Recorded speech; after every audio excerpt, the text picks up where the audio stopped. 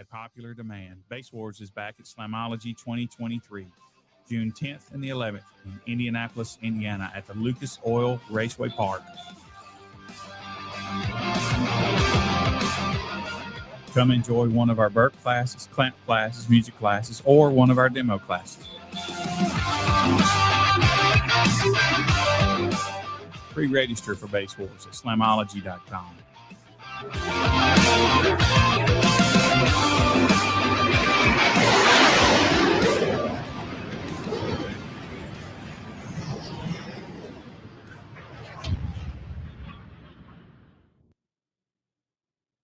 Hey.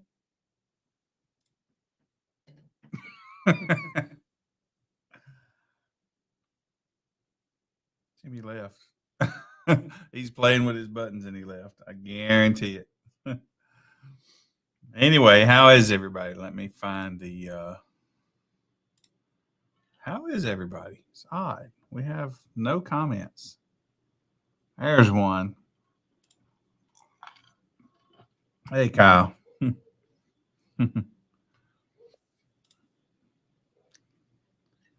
Look at there. Hit the wrong button. Whoops. Tell y'all. I knew it. I knew it. Down at the bottom of your thingy, right above where it says post comments, Billy, does this say can't post comments to some destinations? Yes. Click on that because I think it's I think you've got something that you haven't allowed Facebook to do anything because these people that are commenting now, I believe, are on my Facebook. Okay. So you need to go down there. It's not going to kick you out of here. Just go down there and hit accept and do what they're trying to tell you to do real quick. I blew up my battery. I think that has to happen when you come into the because I know what you're talking about. I had to redo it. Huh? I just had to redo it just now. I haven't had to redo that in a long time, but I'm telling you, I just had to redo that just now. And like right now, all these people that are coming in, I don't know if you can see any of them, but this is all on my Facebook. Okay. Everybody you're seeing right now is coming in from my Facebook. We're not on Base Wars. I mean, we are, but I don't know if the comments are coming through, if that makes sense. Yeah, I don't know.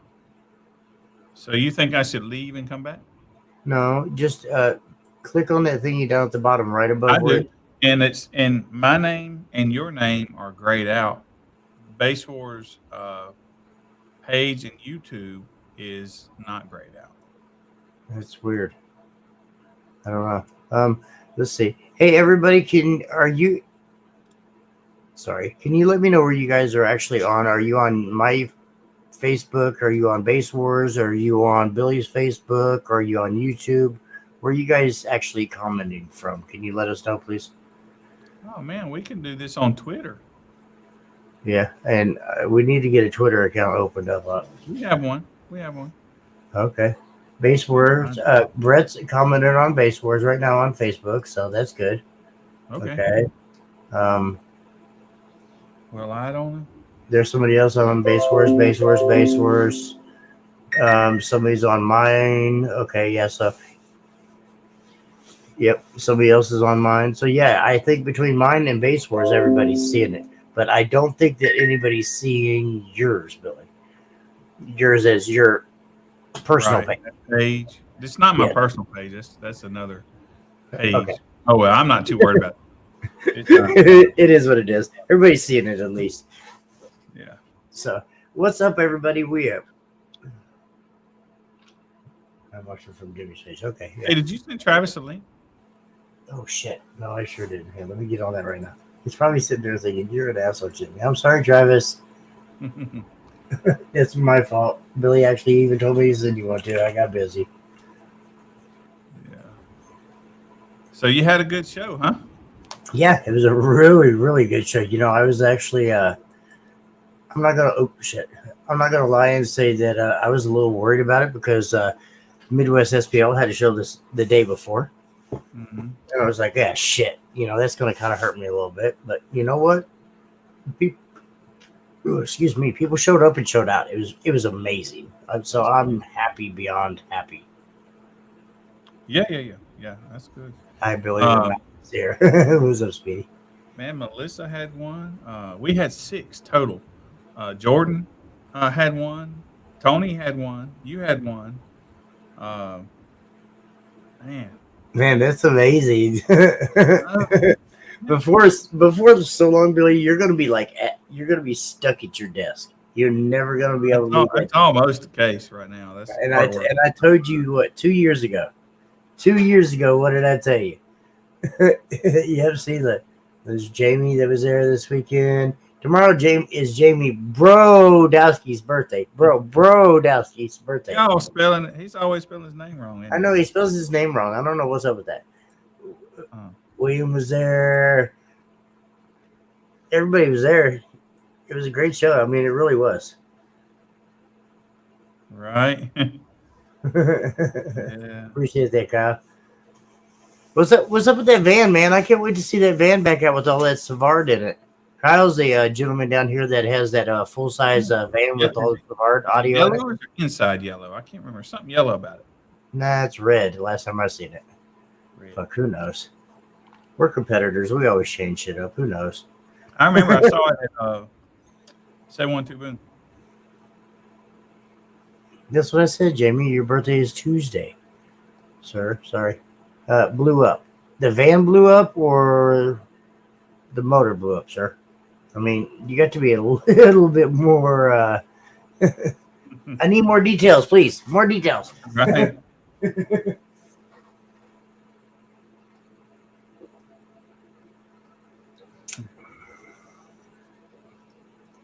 How are you doing, Marcus?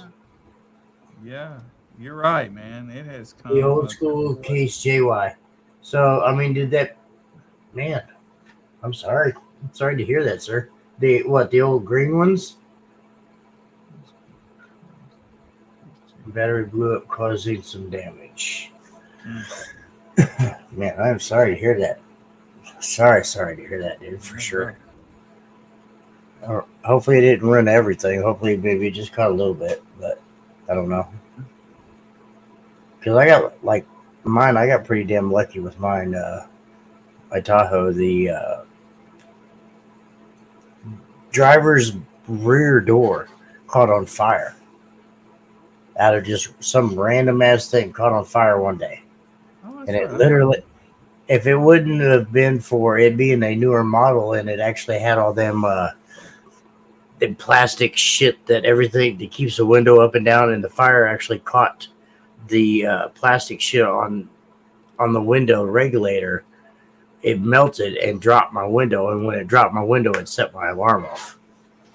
So if it wouldn't have been for that, I'd have never known. It would have torched my whole thing been gone, huh? Yeah, because I was asleep. It was like, I don't know, man. I want to say it was like 6 o'clock in the morning. My wife woke me up. She was like, "Your alarm's going off." I said, "Yeah, or whatever. It's probably a fucking squirrel. I don't care." Go back over, went to sleep, or tried to go back to sleep. And she was like, "No, Jimmy, it is on fire. You really need to go out there." I was like, "Yeah, right. Quit playing with me." And I went out there, and yeah, I had some pretty decent sized flames rolling out the passenger side. If I wouldn't have kept a calm head and not panicked, it could have been a pretty bad thing. I will honestly say that. So it was. I'm gonna do something here, Jimmy. Bear with me. Absolutely. Go ahead. If I can figure out how. It was pretty good. There you go, Brett. I don't know what I can do about that whole thing not showing up. Oh, look at there. Where's Brett's score? Brett's like, where's the graphic? And 157. What is that? 5.8? Is that what that is? Yeah, 58 hertz. That was Mel Valadez. No, I'm looking at Brett's 57.58 at 43 hertz. Up above. There you go. Oh yeah, that's Brett. But he did some other things too. That's a pretty good. I'm telling you right now, hey, I had a gentleman this weekend. Well, it wasn't even a gentleman. It was Debo. It was Debo with his car. It was a car build. He let his daughter run it, and we put somebody else. I don't know if it was like a friend of a friend or what the person was, but we put him in the passenger seat for fucking excuse me, for hot seat. Made him hold that mic, dude, and he got a 161 hot seat. Why somebody was holding the mic the whole time. No bullshit. He got a 161 full hot seat. I was like, damn. So that was pretty cool. What's up, Bobby? How are you, sir? We got the myth, the man, the legend. Well, half of the legend. The other half doesn't ever come around very much, but I say hi to him every once in a while. You still never met him. Really? He's a very, very nice guy. I mean, seriously. I told Travis he doesn't exist, but he assures me he does. No, he's not much of a talker. I will say that right now, but sometimes once you get him talking, he won't stop. I don't know. Maybe Travis could say that. Hey, what's up, Travis? Hey, what's up, guys? Maybe you could explain that a little better. It's like he's very quiet, but once you get him talking, he doesn't stop. Yeah, and he's amazing. Yui's a lot like me, where like if he doesn't know you and he's not super comfortable, he's not going to talk a lot, but he's got a lot of opinions. And I don't think I've ever been where he was. No, you kind of popped up after Yui started getting out of the scene, and I don't know how far he wants me to get into details, but Yui's actually going to be living outside the United States for the next, who knows? He'll be still coming in and out, so it's not like there'll be any gone more than he is now. Right. I'm going to try and drag him to some change, really. Yeah, I'm going to try and drag him to some events. When he told me where he's moving, I was like, oh, you're going to have to come see me because I'm not going to come see you. I will come, Huey. I will come. I will take Travis to the spot, please. I have my passport. I'm good to go. Please, I will take Travis to the spot. Let me know.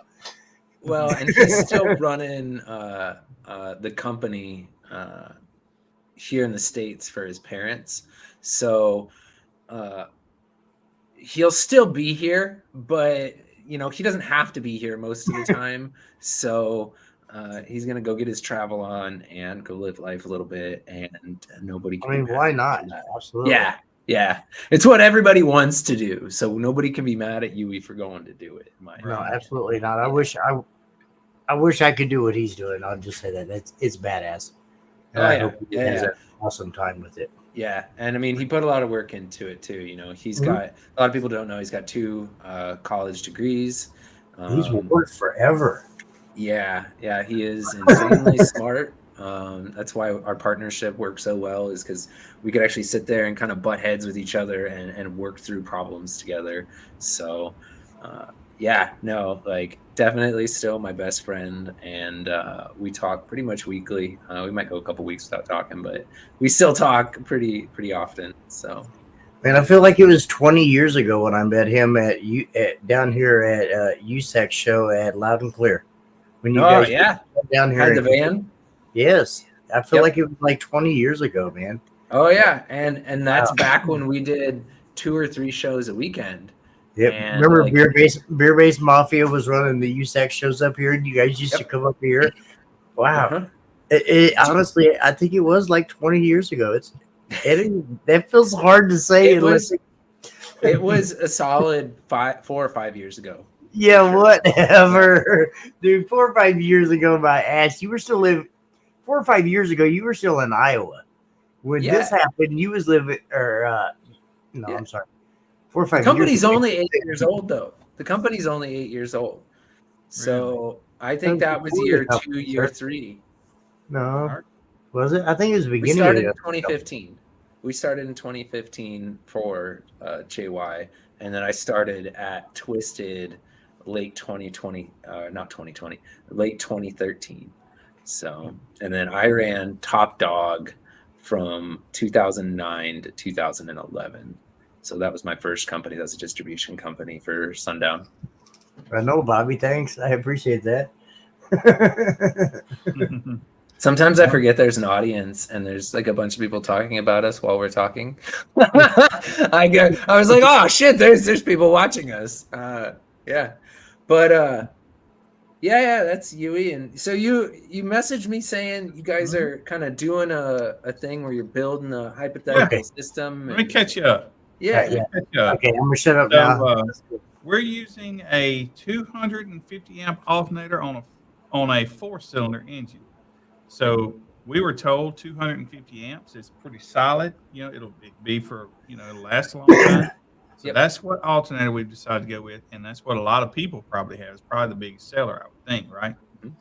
So we asked everybody, man, how much battery can we have? With a 250 amp alternator, and we went week or two without an answer, Yep. right? Because We finally everybody got has an answer, different. and it turned out to be infinity. That's Yes. what we were told. Yeah. Well, So and that's a yes and no. So there is an asterisk next to that, and that's why we have you on here. yeah. So So listen. realistically, Tag, you're it. battery charger. Yeah. So Um, if we have a 250 amp alternator on a 4-cylinder engine, uh, and we want to be as loud as we can be, uh, tell us what we should do battery wise and kind of why. So it kind of depends on what your goals are. Is there Mhm. like there's always going to be an asterisk next to everything, because if you're demoing, that's a different solution than if you're doing 30-second music runs, than if you're doing burps. So, and then another factor that comes into play is how much money do you want to spend? Mhm. And hey, Jimmy's got some prime examples of really good value in a certain area and kind of a Mhm. terrible value in other areas. So Mhm. NXTs are awesome, but I'm the first one to say, I might be the first one to go, hey, if you're running 5, 6, 7, 8,000 watts, there are advantages to running NXTs, but if your biggest want is dollar per watt, NXTs aren't where you want to be. They'll 4K. provide you some of the best performance, but not Mhm. at the best dollar per performance. Right. So, Um, uh, so the other big thing is size. Like, what Mhm. can you fit? One of the reasons why the old JY Greens were so popular is because while the other guy's 80 to 90 amp hour battery was stronger, you couldn't fit it. You could put Right. ours where you couldn't put everybody else's. yes. 100%. So physically fitting is a pretty big importance, and physically and fitting within one's wallet. Those are usually the two biggest things that impact people's wants. Okay. I Well, would let's. agree with This is a hypothetical thing anyway. Mhm. So let's just say that our priority is the meter because that's what we Yep. do, right? So our priority No, is no, no. meter. Hold on, Billy. Remember, After we that, we said this was going to be a daily driver. it is. But we But we're going to still drive to stepping the into the competition, lanes. and we want to Yeah. win first in the base wars lanes. And you can have a hybrid goal set, and you can say competing is important to me, but I do drive this around daily, so it needs to function daily. Now, you might Right. take a little bit away from the SPL side so that your daily side is covered. And it may not be taking away from, it might just be spending more. Right. Which Kind of what I'm it- doing on it- my. I hate to be this way, but kind of what I'm doing on my Honda right now. I'm putting a 2K in there with a 10-inch subwoofer Mhm. with 2-year batteries on a 2400 watt amplifier. Yep. And it's going And- to be my daily driver. But if everything works out, I might enter it in the trunk 2 or 3K class. Yep. Just depending on how it works. And as far as voltage goes, you are going to have great voltage for that power. And realistically, NXTs are kind of unmatched because they offer very similar performance to batteries that charge in the 15 volt range when charged in the mid to high 14s. Alternator. Yeah. So you're getting mid 13 performance when you're only charging in the 14s, as opposed to LFP and stuff like that. If you charge at 14.8, you're going to be dropping into the 12s. Even the newer technology that we're working on that we'll be releasing in the next 2 months, it operates in that way. So we're going to have the NXT, which is awesome, and then we're going to have this new product that is going to be honestly even more awesome and is going to be like the HP replacement. So we'll have a big power solution again, but The NXT operates in the 13 to 14 volt range for its average operation voltage. And this new battery is going to average low 13s, high 12s. So this new battery system has more light flicker. And most daily customers don't want to deal with light flicker. That's the first thing that we notice. When you just look at all the raw data, this new 10 amp hour battery in my system dropped the car to 12.5, and that's from 13.8. And I've got about a 1200 watt draw. And I've got a D3400 under the hood also. So it's not like we have a completely stock system. We do have an upgraded AGM. When I put the NXT in, we only dropped to 12.8, and it was a much slower drop. We didn't get to that 12.8. This is a 1 minute music run. We didn't get to that 12.8 towards the end of the music run. And then I put in a Down for Sound LTO6 because I was doing a comparison for Jonathan, and the LTO6 only fell to 13.0. Now, the price range of those things, the LTO6 comes in at $399. The NXT now comes in at $380. So it's $20 cheaper, and you lose a little bit of power there when charged to 13.8. And then this new battery came in the lowest, but would cost the least and have an even higher safety factor than the other two. And if you want to charge that third battery up, you can actually charge it into the 15s. And in the 15 volt range, this new battery beats the NXT and beats the LTO6. So, but yeah, change the charge range on that same thing. The NXT falls to 13.1. The LTO6 fell to like 12.8. And then the new sodium battery fell, I wasn't supposed to say that. You almost shut up. Whoever heard that, you didn't hear that. But this new battery, it fell to 13 flat. And then once charged up into the 15s, the new battery only fell to like 13.5. The NXT came in second. So where our charge point is with the stock alternator plays in heavily to what battery we should be picking and what matters to us. Does lights dimming not matter? Because if it doesn't matter, then you could save yourself like $200. Big deal. What do you charge at though too? Because the LTO6, which kind of gets dunked on by a lot of people, at 13.8, that is a great pack. Like if you have a car like mine that charges 13.8 to 14 flat, they are really, really good for the money in that price range. It's going to beat all the AGM options. And it's really small and compact, and it's LTO, so it's pretty safe. But it depends on what you want, Well, NXT is a lot smaller, and it's got more charge range, and it's got a higher cycle life. I mean, what matters? Kind of the whole purpose of this, and I guess I'm sorry, and I apologize because I know I steered you away from this a little bit. No, yeah, you're good. But this was something that me and Billy was kind of working out. We wanted to go for a complete install for, and it's not just for me or Billy or for anybody else that may be necessarily watching now, but maybe somebody 5 months from now is like, wow, I don't know exactly how to do, where to start from, where to go. And we all kind of we decided that, maybe the alternator, the battery, and the wire should be like the first things that you really should do for a system. And quite honestly, if you're new, just a daily system. You need to consult an expert. Quite well, honestly. Yeah. Because if you don't know any better. Everything is so nuanced that it literally takes years to become comfortable with just being like, hey, I know exactly what I want to do for this system. And I agree, but maybe that's kind of why I don't know, maybe we can't try to come out with this. We can know, and what we can do is we can put those we can kind of put those our own little markers and wants and needs. So let's say we're powering a 5K and we've got that 250 amp alternator, and we've got a daily driver that if we want to, we can turn the voltage up on when we go to the competition, then we got to bump it back down when we get out. Something like the NXT would be an amazing option because you could use 2 or 3 of them, take up a space about this big.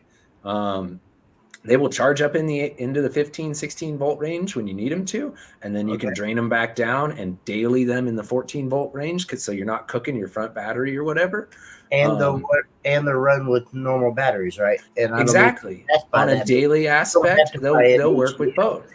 Just drawback, you're going to spend about, $1,200 to do that. What is valuable to you? Because you could also go and get two of like Tyler Schlinkard's. They're on Crystal Audio Solutions. He's got reworked A123 packs, and they're about $500 for 40 amp hour. That's very comparable to an HP 40. I plug those things all day long, and I make nothing when he sells them. Like he asked me if I wanted to help out with them, and it wasn't within my range, but I told him, hey, my buddy Colton has a website. Like, maybe you guys could work something out there. Right. And absolutely. when you don't mind having voltage in the 12 volt range, those are a great solution. And especially if you move that marker up, and instead of saying, hey, I'm not powering 5K, I'm powering 25K, like a real 25K draw where I've got 30 plus K in amps. At that point, $500 a pop versus $1,200 for each chunk, that makes a bigger difference to a lot of people. And that's where a lot of people are like, hey, I don't mind buying secondhand because I'm spending thousands of dollars on batteries. No, absolutely. Well, that's like C-Max. Yeah. 2 years ago, I was getting a 95 amp hour. Like 95 amp hour, no, $250. Yeah, but the general public wasn't getting them for that. They're getting them for like $750, and now they're like $1,550. I was just going to the junkyard and getting them though. When you say general, a built, I'm talking about a built pack for $750. No, and I agree with you on that. Maybe, Yeah. Well, yeah, that's because they're lazy, but yeah. Now, putting together one of them 5.5 packs is a lot of work. It is, but don't get me wrong. Do I think it's worth 3 times markup? For you. Yeah, that's my thing. Like I know those guys put in a lot of work for them. I'm not saying they're being overpaid, but a 3 times markup is retail. Yeah, but overpaid. That is retail levels of markup on things, and I applaud guys like the Coventry guys who actually bin their cells. Coventry's a good friend of mine. I love him to death. And I love what he does, and applauds to you for everything and keeping. Oh, they do nice work. C-Max batteries safe for everybody. I appreciate that. Yep. Because I remember a time when nobody wanted to compress them. Mm-hmm. I was the biggest Nazi about compressing them, and now everybody is, because you should. It's $50 to $100. It's $50 to $100. Just do it. Stop being lazy and stop being a broke bitch. Like, that's what it comes down to. 3.5 years I rode them bitches in wooden boxes and never had a fucking problem. Yeah, and you're lucky they didn't banana and cause a small thermonuclear reaction in your fucking car. The difference is every single one them batteries. Well, yeah, but like what happens when your balancer fails and you don't know it? Like, balancers fail. I'm not even saying you bought a bad balancer. That's even worse. That's even worse. Yeah, it is. That's so bad. I'll be honest with you. I know you probably don't want to hear this, but I got 10 banks sitting over there that's going in my build right now. Yeah. 10 banks of excess power caps. Yeah. No balancer. Caps or LTO cells? LTO cells. No balancer. Yeah. You're going to have failures. Every single day, I see Yinlong cells broken, and it's because of that. No, it's I know dealers. That have piles of them put together with the fucking fancy ass charger, balancer, all that shit with it. They'll still fail. Yeah, because they don't have cell holders. They still, but it's a cascade of things. Like, and here's the thing: you're buying like realistically what should be $800 worth of lithium for like $400. So it's not being built. You guys are building it. That's why they break so much. If they were in individual cell holders so that the weight of the vibration was not going onto the cells and they were being balanced, then they would have 1/10 of the failure rate that they have now. But everybody wanted a cheap product. And so the guys at XS said, we'll give you a cheap product. Well, and I don't mean to argue with you, but because you are the man when it comes to all this shit, but it's properly maintained in any battery you have. If you're you're not confident with a lithium battery, you should be running a lithium battery. Yeah. If you know how to properly charge it. And so here's the thing. Greg doesn't run a balancer on his bank either. He has like a 400, 500 amp hour bank. That's all one big singular bank. And I helped him. We balance charged the whole thing. It took us fucking 2 weeks to do. Yeah, it was a wild experience. But he balance charged the whole thing before he put it in, and Watch it. it stays within a couple thousandths of each row. But that bank gets used for maybe half an hour a month. Wow. Yep. Not a So whole lot. yeah, Greg's not like running around telling everybody like, I don't use a balance because I don't need one. Well, Right. you have a gigantic singular bank that has the nice part of being able to series parallel. So there's been some binning done by the mass amount of cells being there. It's a mathematical equation where you kind of want to mix match your capacities as much as you can randomly, so that each pack is about the same Yeah. variance from each other. So, So but tell me this: if we had, is a 100 amp hour? That's probably a common battery, 90, 80, 90 I mean, of a stereo system that competes. not necessarily. No, I think a lot of them. If we're gonna look at mass, like what most people are depends on running, probably what. a 20 to 50 amp hour, and Okay. then if we're talking about the 1%ers, like the people that we see the most but aren't necessarily making up the masses, Yeah. anywhere from a 90 to a 200, I would say. Okay. Yeah. Well, so the drawback of having a 90 or compared to say a 300, let's say, or let's say 50 to a 200, whatever. Mhm. What's the time difference on charging at 250 amps on those kind of batteries? I mean, what's the So it depends. Mhm. And 100. again, always has that. But with LTO cells, unfortunately, their kind of biggest drawback is you can only bang on them for 20, 30 minutes at their max discharge rate. If you lower the discharge rate, obviously you can go longer. But at what people expect they want to pull out of them, a Yinlong bank, let's say we're running 5K on a 40 amp hour Yinlong bank, it's going to take 10, 20 minutes to recharge off an alternator. Now, is there anything quicker? NMC, LFP, or LICs, they're going to draw 2 or 3 times more off of your alternator. So an HP40, if you put it on a 350 amp alternator, will pull 250 to 270 amps to recharge from 13 flat or so. Yeah, absolutely. Where a Yinlong bank, you put it on the same exact alternator, you drop it down to 13, you recharge it, you're going to see 80 amps, 90 amps going to it. And we tested this in Bully Goat too, where I think I had 90 amp hours worth of our proto pouch. They were 15 to 20 C cells. And so that being 15, 20 C cells, it should take a recharge faster, right? No. Every single, we tested every single cell that is currently sold on the market, and a handful of cells that aren't sold on the market. And every single one fell within, before falling below 13.0, we got 20 to 30 minutes on music out of it. On our test bench, we have a certain song that we play. It's on 100 amps of recharge, and it's just we just play it till the voltage falls below X. LFP batteries, we obviously have to set it at a different point. We don't set it at 13.0. We set it at 12.0. I put an HP 20 Proto on there. The HP 20 Proto I shut off after 2.5 hours because it was just repeating. It had enough time that it was able to pull enough in between the beats to recharge back up and remain at a 90 to 100% state of charge. Every single LTO cell dropped off at least 30 minutes at a minimum of 20 minutes. So like our worst cells were like our Skib 20s and our Yinlongs. Our best cells were like the cells that we were using, and then the very top tier was the Skib 10s. So like the Titan 8s of the world. And Scotty did pick the best cell when he chose the Titan 8s. He did. But you're going to pay for it. It's a brand new cell from a Japanese manufacturer, not a Chinese manufacturer. These are not binned. If they're not good, they get thrown away. So like you're paying $700 for similar performance to a $300 Yinlong bank, $400, whatever they are now.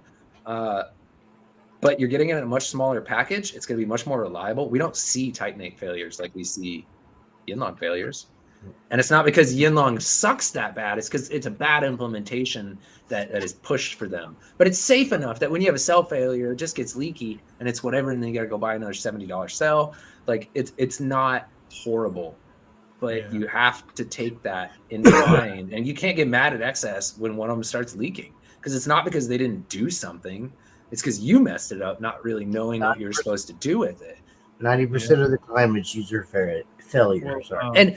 And I will say it is somewhat of an issue, and I've thought about solving this, but there's not enough profit behind it for me to divert resources from us, because we don't have like an endless coffers, and we can just do it at all the cool projects that we want. Right. But I have the designs for a 3D print or an injection mold for Yinlong packs. It's interlockable, that you could make them safe enough to use to where it's how we build batteries on the inside, basically, and done in a little bit nicer patterns, so that people can kind of show it off a little bit more, and it's more finished product.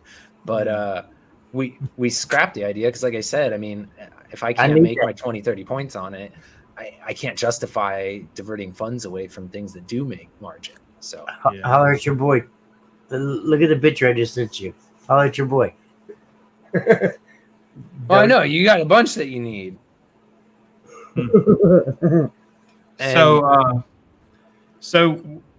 do you like to charge at 80 amps, or do you like to charge at 225 amps? I mean, you know, that comparison you threw out earlier versus the different cells. So if I'm talking about wanting to play music for as long as I want to recharge faster. Now, you're going to trade off some cycle life for that, but most people are used to AGM cycle life, so lithium cycle life is already going to be a lot better for them. So I mean, I run an I don't run an LTO battery in my car daily. I run an NXT because it takes up the least amount of space, gives me really good voltage, even at my low charge range, which is about the bottom of what we recommend for them. You know, it's nice knowing that I've got something buffering my front battery, because the Vegas heat already tanks AGM batteries.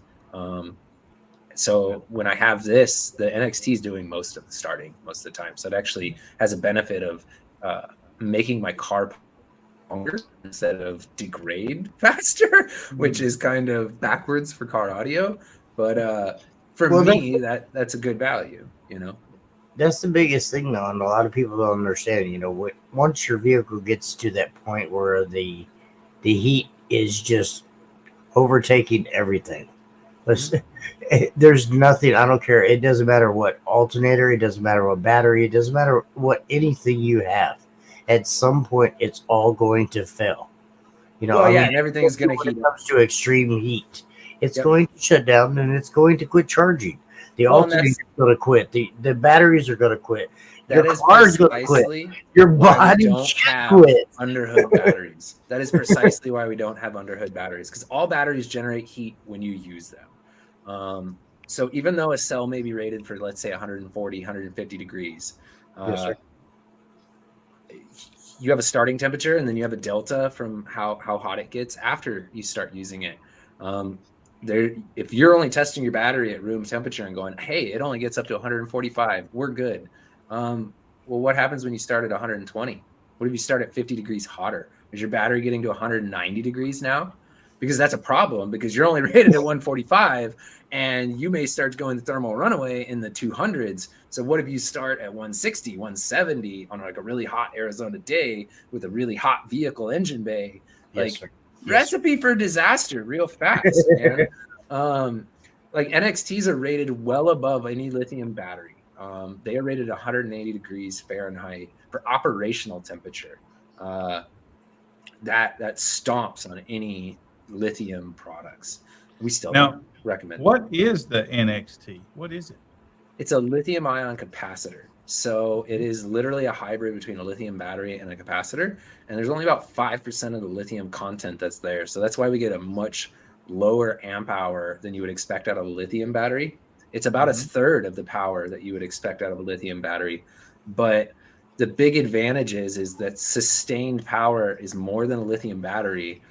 and it's more than a capacitor. So, and the big thing about having a lower cost product that could fit in that 1500 to 2000 watt range was stock alternators are actually getting pretty big now. So you need a battery or a capacitor or something that can take 60 to 80 amps constant charge and not wear down real fast and blow up. Absolutely, yeah. Because if you put a 4 amp hour lithium battery in your car, it's probably going to start a fire eventually. Like we know this. We have 1,000 or 1,100 NXTs out on the streets as of, I think, last month. And we've had one failure. Wow. So that's pretty strong. Yeah, that fits within the realm. Like that crushes anything that we've ever done before. Right. Like, we always aim for less than a 1% failure rate. But I mean, I'm not trying to be an ass when I say this. How long has the NXT been out on the market, sir? 8 months. I'm trying to keep it real. 8 months. Yeah, no, absolutely. No, it's a solid question. But eight months. Okay. So we normally would start seeing a fair amount. We normally would start to see our regular amount of failures by now. Within 6. Yeah. Honestly, within with the way we did the HPs and they were basically being bought out every single batch within a few weeks, you actually see most of the failures you're going to see. So with HPs, unless they were sitting on the shelf somewhere, we kind of got real lifetime feedback with those. And even though those had the best containment system that we've ever put on a battery, those actually had a higher failure rate than like our K2 units. Now we're not talking worlds, but K2, I think we had a 0.6% failure rate, and HPs we had a 0.8. So like if we compared that to like amplifier failure rates are in between 3 and 5%. People would be really mad at us if 3 to 5% batteries failed on them. We're in completely different worlds. Yeah, absolutely, I agree. Yeah, but yeah, NXT is like 0.1%. So anytime you have a bad battery, just holler at Greg, because he's probably the guy that puts it together anyways. Definitely. Love you, Greg. Definitely. It was funny when Greg came on. He's like, I don't want to do anything tedious or monotonous, and I was like, all right, we'll have you sit here He's just here all day long. Weld little tiny battery cells together all day long. So we did the count on it, and he's done somewhere along the lines of 80,000 welds. Oh my God. Yeah. It's a good thing he's not doing anything tedious. I know, right? No big deal. And he's got it down to a science too. He's really good. I bet he has. So, yeah. He barely even moves out of his chair anymore, does he? Like he does one of these numbers. Yeah, no, he doesn't have to. Yeah, and once we get the automated machine on, he will more be the guy watching the welder and doing the soldering on the balancing and stuff. So, we've got some big improvements coming. We'll probably have to hire another person or two through the summer and fall of this year. So I want to move to Vegas. I'm just saying. Hey, you can show up to work. You can build the amount of batteries I tell you to. I don't give a shit. We pay $25. We pay $25 an hour, and we're trying to get healthcare involved this year. So I'm gonna be landing there on the 20th, man. So no, sorry, I need some gas money. You know, I work a couple hours and carry on, right? No, sorry, I love you, but my wife makes that. I need a little more. No, hey, I hear you. It's just for the work that we ask out of people. We do all in-house training. There's no prior training necessary. Greg was making close to $30 an hour packing boxes for us when he started doing part-time work with us, and we were doing something. Yeah. So I always try and pay what I consider a livable wage. I'd always love to pay more. We're a growing company, so $25 an hour is about all that we can afford for our labor force right now. But depends on what you do too. No, so I've got some people that work for me on and off that make more than that, but they only work like at best a couple hours a month. So it's different in those aspects. So maybe if I could rent a room in your house for a couple months and come work for you for a couple months, just so I could have that free room and board. I don't know. Maybe we can work something out. Because I really hate cold. Yeah. 2,000 a year. You're in Rent, a whole building. for expensive that. here. Room here is $800 a month. Hey, I ain't even joking. Right. no, we It's understand. crazy. Trust me, I fucking understand. That's crazy. It's so crazy. About. Wow. I just saw one, and this person's on crack, but it's a house not much bigger than mine, and because they got a pool, they said they want $4,200 a month for it. I'm like, that is at best a $2,000 a month house here. I was like, can you scream land bank anymore? Look, No, it's not. I looked at the photos. It's a house. It ain't no goddamn mansion. I'd get it if it was some 5, 6, 7,000 square foot with a gigantic pool in back. No, Greg's got a place kind of like this. where I just left, $3,800 will get you a penthouse suite with 3 levels, with a pool, with a jacuzzi, we even have a humidor built into that fucking place. Mm-hmm. I mean, seriously, $3,800. And don't get me wrong, we're expensive here right now, but we're not that expensive. We're not like you gotta like, and they were like must make 3 times rent. Like if I make $15,000 a month, I'm smart enough not to pay for this place. Yeah, right. I'm not saying I wouldn't rent. I'm just saying I know how to spend my money better than that. Right. Like, but Yeah.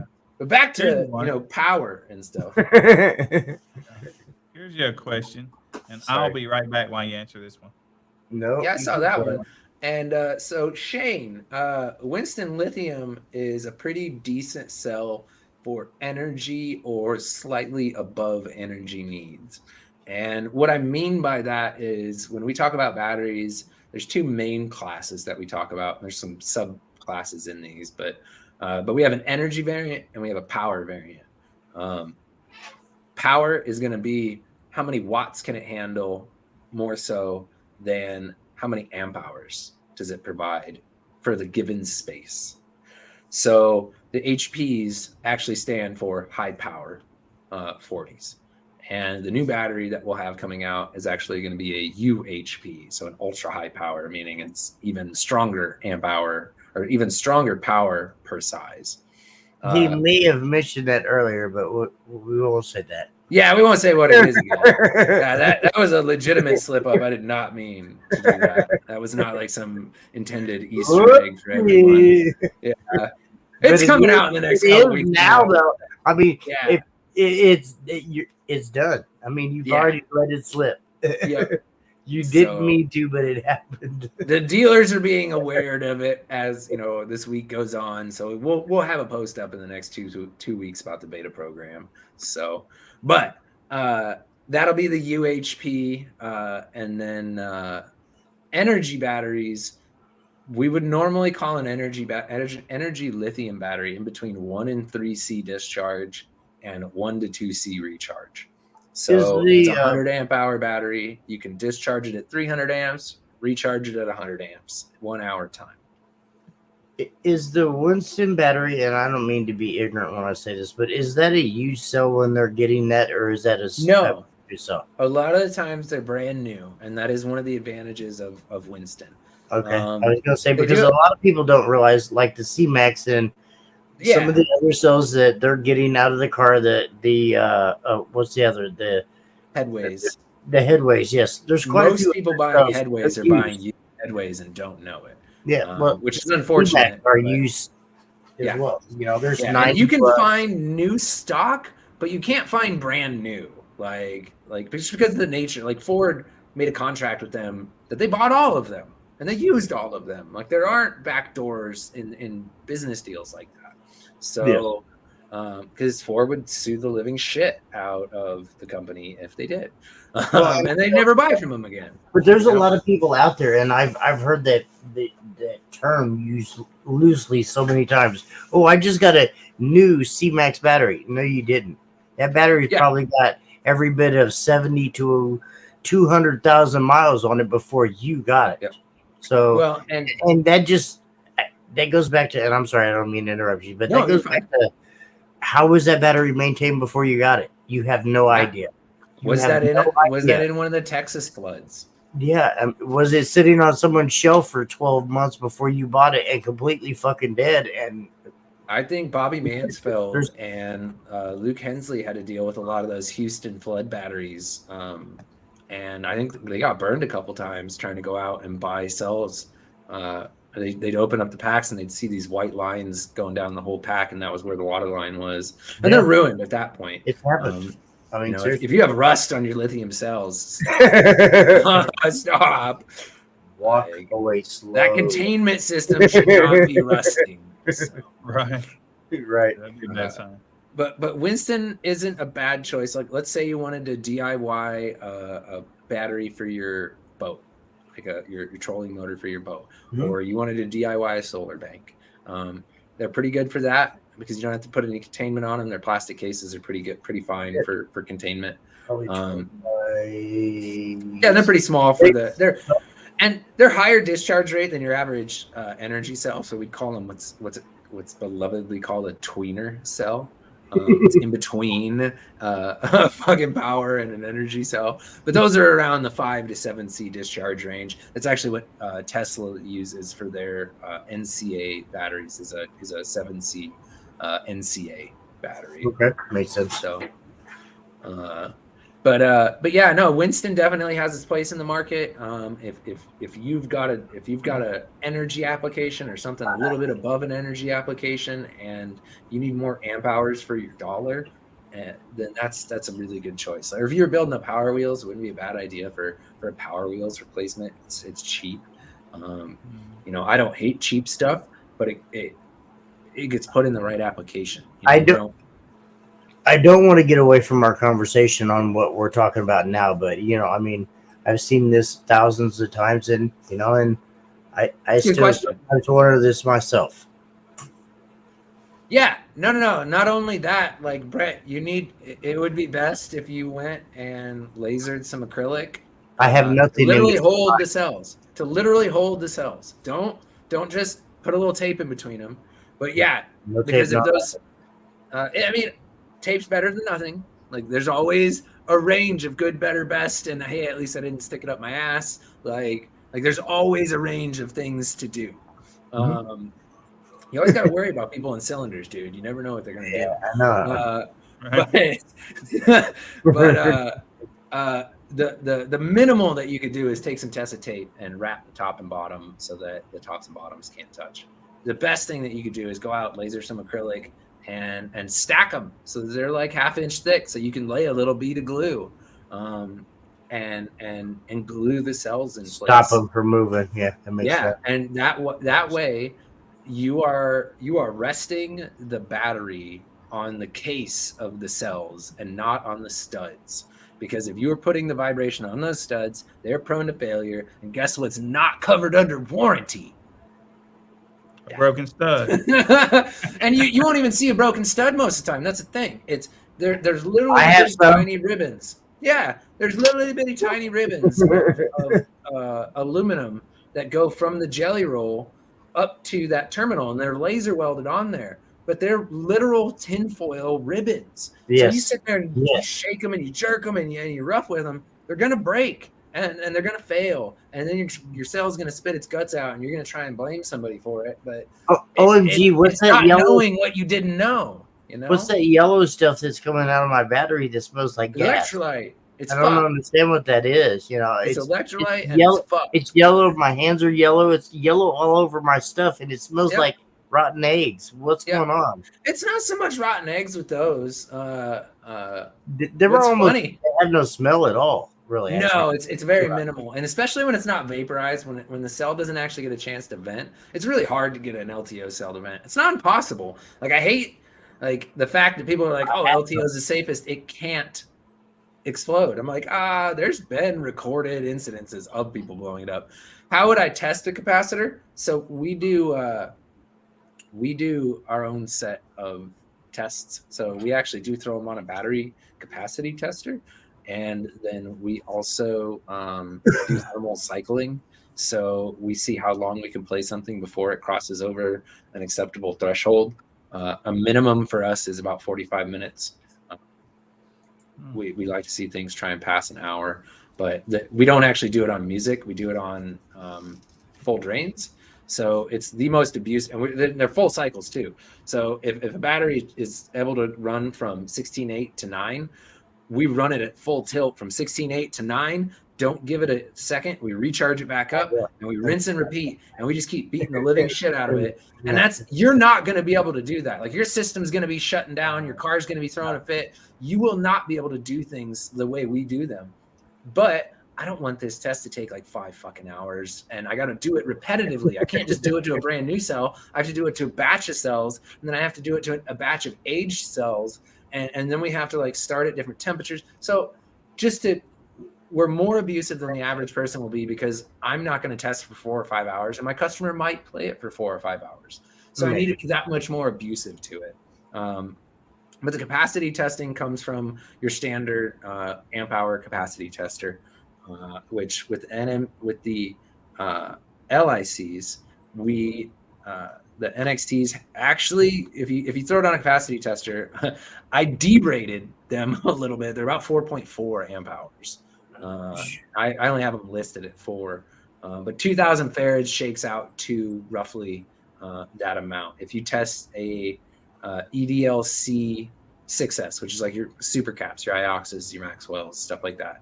So you take 6 of those, you put them in a bank, and that makes a 500 farad 16 volt bank. That 500 farads, when you throw it on a capacity tester, comes out to about 0.8 amp hours. Now, the reason that isn't quite 1 is because the battery capacity tester starts throwing a fit under a couple volts. So we don't actually get to pull all the power out.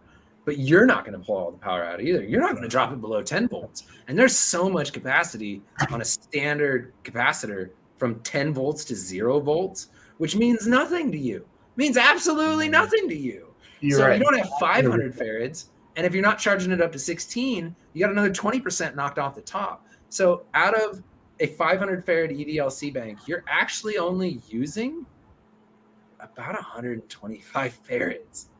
We're out of ours in that same voltage range, you're getting 750 farads. So you're getting 7 times the amount of capacity in the voltage range you want it. In total, you're only getting about 4 times more. But where it matters, you're getting 7 times more. So that's where a lot of people are kind of shocked, like, by the performance. Yeah, I can see that. Let's say 10 hours, not 10-year testing. So when your product does blow up, you won't own it. So we actually do pay attention to age testing, and that was something that I noted there. As batteries age, it makes them harder and harder, and it makes them easier and easier and easier to have an issue. There's a couple different ways that they age. One way is the electrolyte starts to rot over time and through cycling. The electrolyte is the liquid inside. That is an organic substance. So just over time, that's going to rot. 10 to 15 years is an absolute maximum, depending on what kind of electrolyte is being used, whether that's in capacitors or whatever. But at some point, and I don't mean to interrupt you, doesn't that come back to, once again, to the user? I mean, what was the user doing? How was the user charging it? Was that a brand new cell that you bought? Was that a used cell that you bought from somebody else that don't know maximum? I mean, did you run the maximum ratings? Did you run the recommended ratings? Because if you look at the HP, the recommended rating was about half that of the maximum rating, but most people ran them at the maximum rating. Now, only because you knew what it was going to be. Yeah, like they're there to get their best bang for their buck, and that's even in my notes. Like, this is your best performance per dollar, but it's going to cost you more over the long period because it's going to wear your battery down faster. But if you have money and you want longevity and you want higher safety, run it at this lower rate, and it's going to be a much longer living, safer battery. But in the aging test, there's a good thing to kind of bring in there. So with this new technology that we're working on, we went over some aging tests from the manufacturer. This is actually fresh in my mind, so I'm kind of glad you asked. So an NMC battery, your C-Maxes, when they experience thermal runaway, they kick in at about 150 degrees Celsius, which is pretty hot. Don't get me wrong. Water boils at 100 degrees, which is about 200 something. I think 150 degrees is in the upper 200 degree range for Fahrenheit. I don't have my calculator out. I'm not going to bust it out. But for just sake of being easy, we're going to stick to Celsius. So NMC batteries, thermal runaway, 150 degrees. And that means where it wants to propagate from cell to cell, and that cell may not have had an issue with it, but it's hot enough now that it has an issue.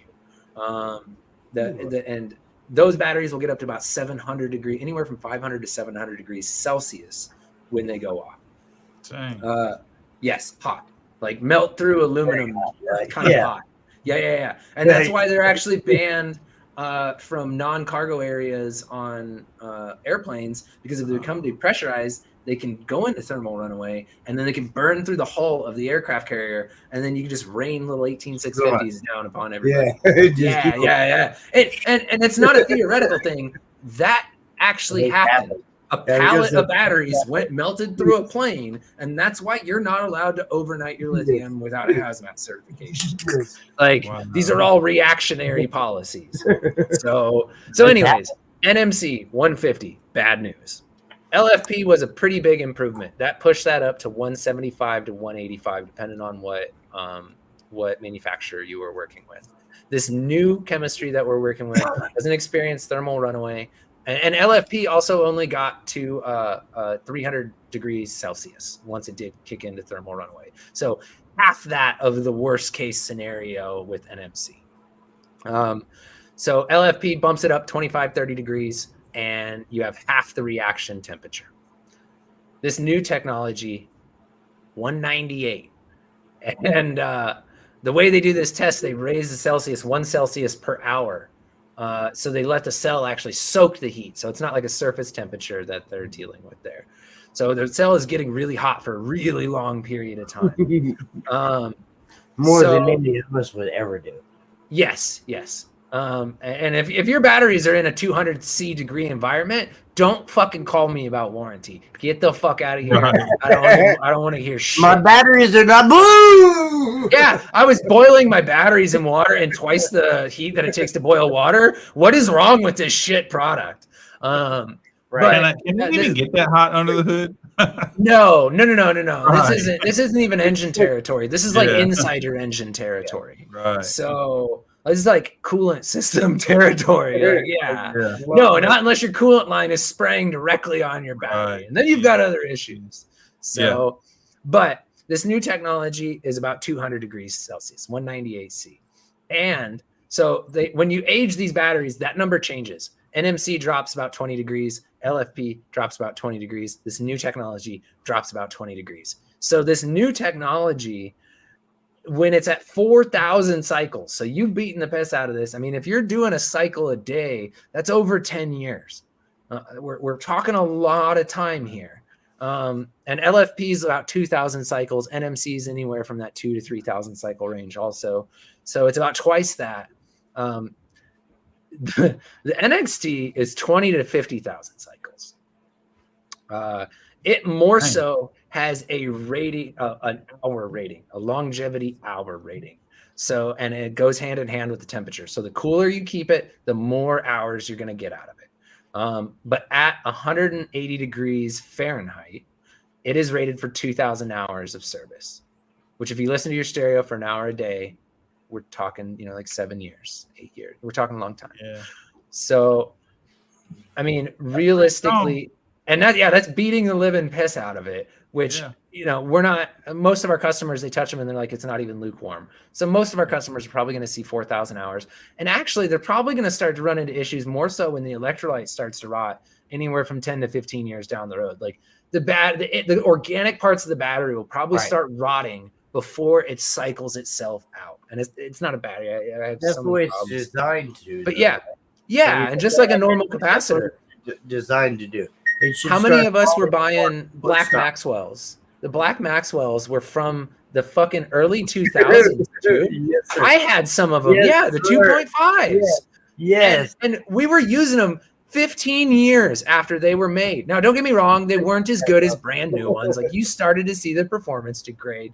But now we never see the black ones anymore because they are 20 plus years old now. And they really don't offer much of any performance at all. So if you got black ones, someone gave them to you and you really probably shouldn't use them. Please stop. Okay. Dumb I it need down. to go to the bathroom. I apologize. So go ahead and answer that one while I go. Demo all day. Demo all day depends on the power, but LFP products are really good. LIC products, if you're on the lower end of the power scale, are awesome. They're going to be your best voltage stabilization, realistically. LFP products, though, until this new technology that we have coming out. I mean, if you're not looking to buy today and need something in your hands today, I would wait. I've even texted other manufacturers that we work with, and I'm like, hey, I know you've been working on that LFP battery, but I would wait because we have this new stuff coming out, and it's probably going to change everything. So the stuff we have coming, I think, is going to completely replace all retail LFP batteries within the next 2 to 3 years. Like, it'll Now, be a when you complete say suite. LFP, what are you talking about? Lithium iron phosphate. So it's what you're going to see on a retail scale from all of us. HP 40s, the older style XS SPL lines. Those were LFPs. I don't want to speak for him on anything else that they may or may not be working on, but Limitless, they sell primarily LFP batteries. So lithium iron phosphate is getting more attention now. There are some really cool cells. Like, it's kind of sad because LFP just got this big boost because they started using them in EVs. And there's some really cool cells coming out, and I have some, and I even shared some pictures of some of them. And I said, hey, this could be the next HP.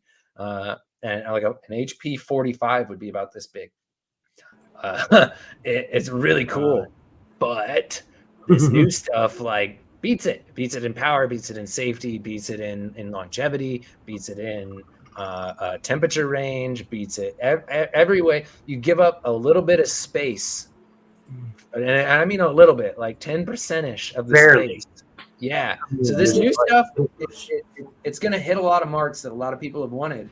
And like I came in and I'm doing constant testing on it right now. Like, we have cells. We do a lot of testing, as you guys have seen, but the public doesn't know. But you come into our shop, there's 20 different prototypes being tested at any one time, realistically, or sitting on the shelf or whatever. We take everybody else's stuff apart too to see how they're doing things and whatnot.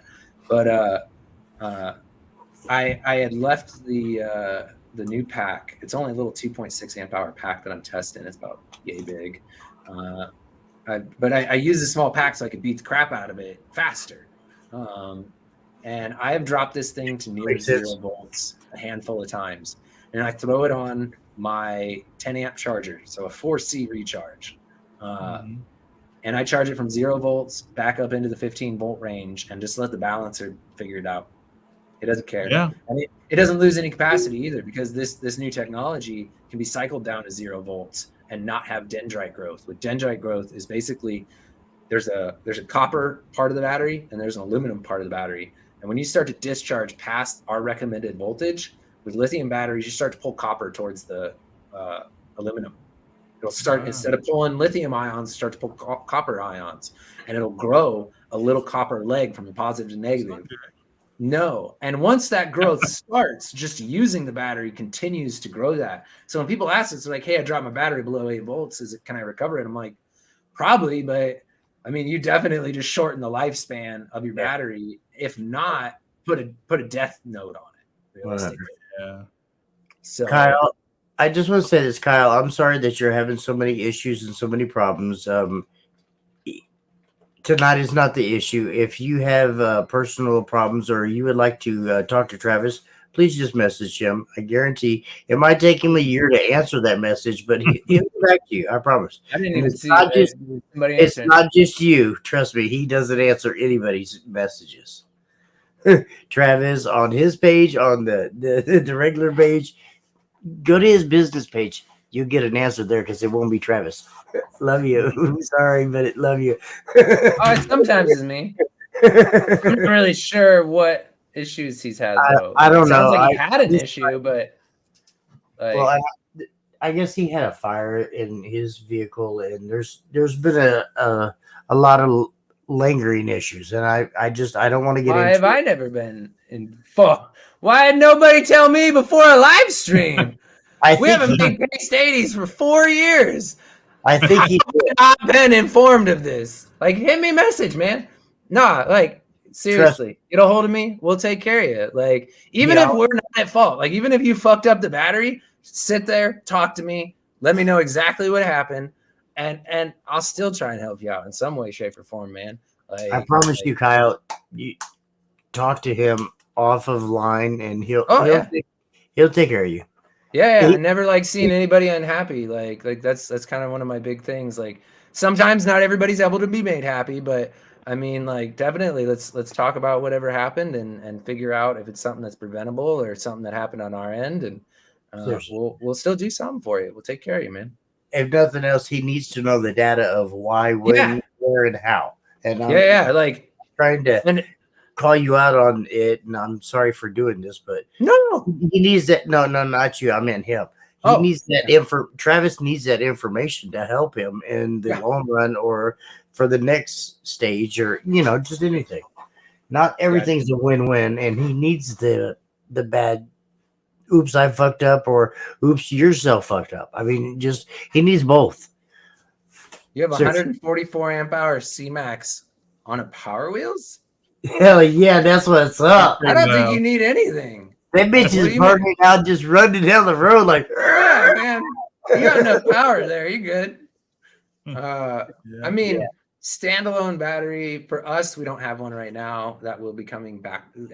We discontinued the HP40 last year, so our new battery will be older than that. Why? Can you run different capacitor banks together? Yes. Why did we discontinue it? The HP.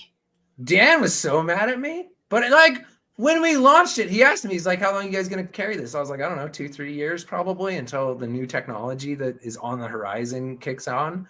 But Dan's still running the 12-year-old fucking AGMs. I know. Northstar. He still has Northstar batteries. He is. I've talked to him already. He's going to get in probably on the beta of this new tech. So. Yeah, I don't even want to hear that shit. I believe you will. I love you, but I've heard that shit for years. With the price that I gave him, it's well within his budget.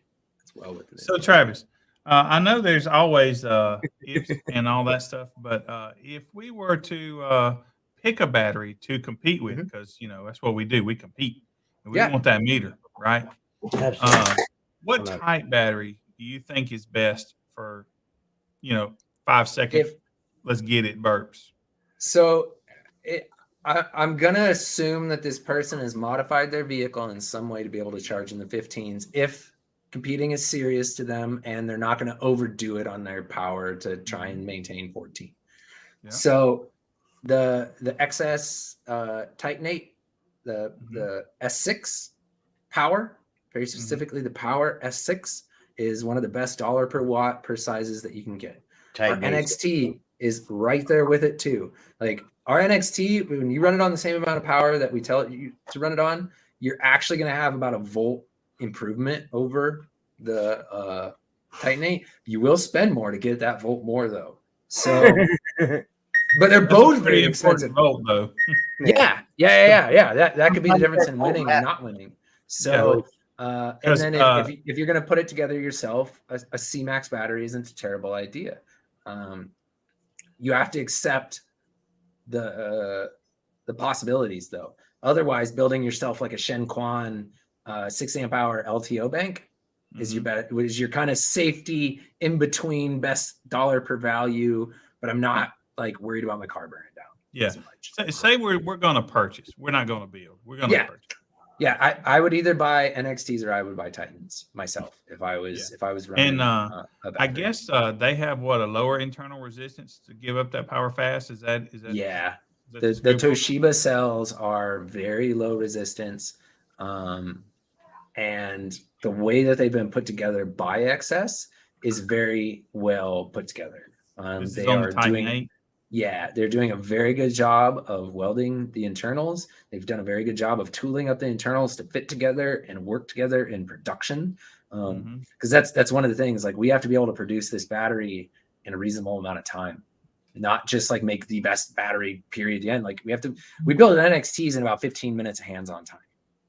So You Okay. have to be able to develop a system that works as a functional system. And the Titan 8s are awesome. You can really tell they spent years putting that together. They spent a lot of money and R&D putting that together. They did a large amount to be able to even get seen by Toshiba, because you have to have ISO certification to even be seen by them.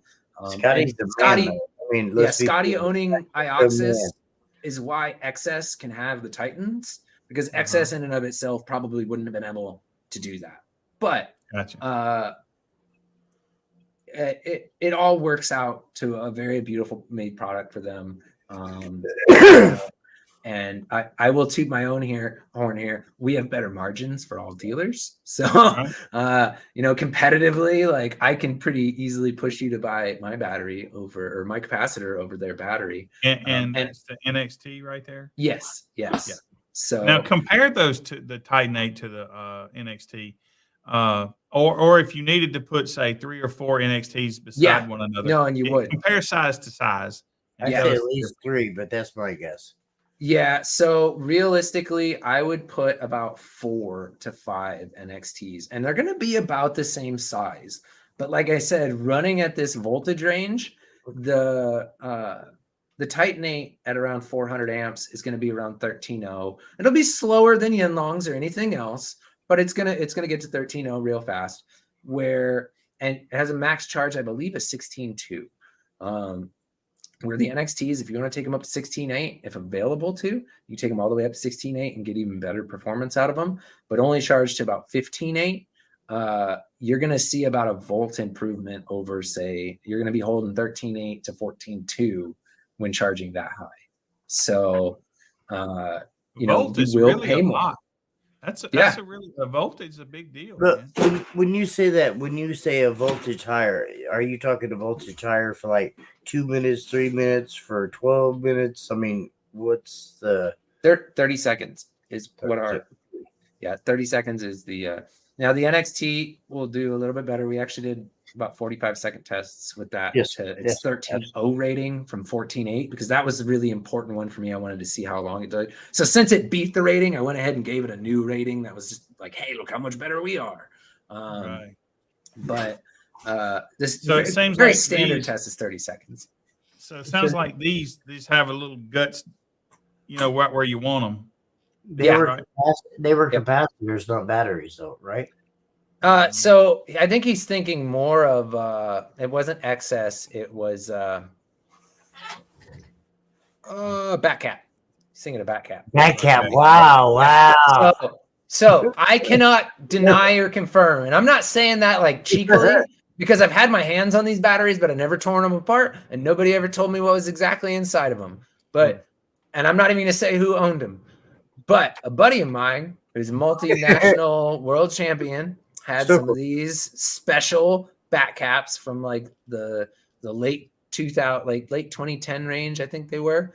And like nobody knew what was inside of them, but they were crazy strong. But they just told everybody that they put hot acid in them. And that they're just AGM batteries that are just mixed hot. But somehow you can pull like 400 amps out of a fucking thing this big and be in the 13 volt range. It's really weird. But I have a sneaking suspicion that those were some capacitors and early lithium batteries stuck into. Greg's got a new one you could have, he said. Right there. Which one? Right there. Look. A new one what? Oh, ecstatic? So their new stuff is different.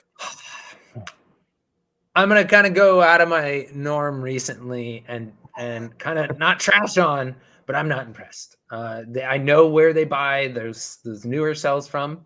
They are the graphene capacitors, and I'm sad that they were sold by somebody on that, because graphene production is not in a state in which that you could make millions of capacitors.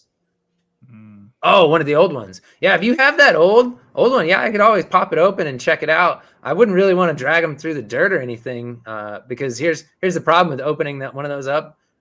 It's different.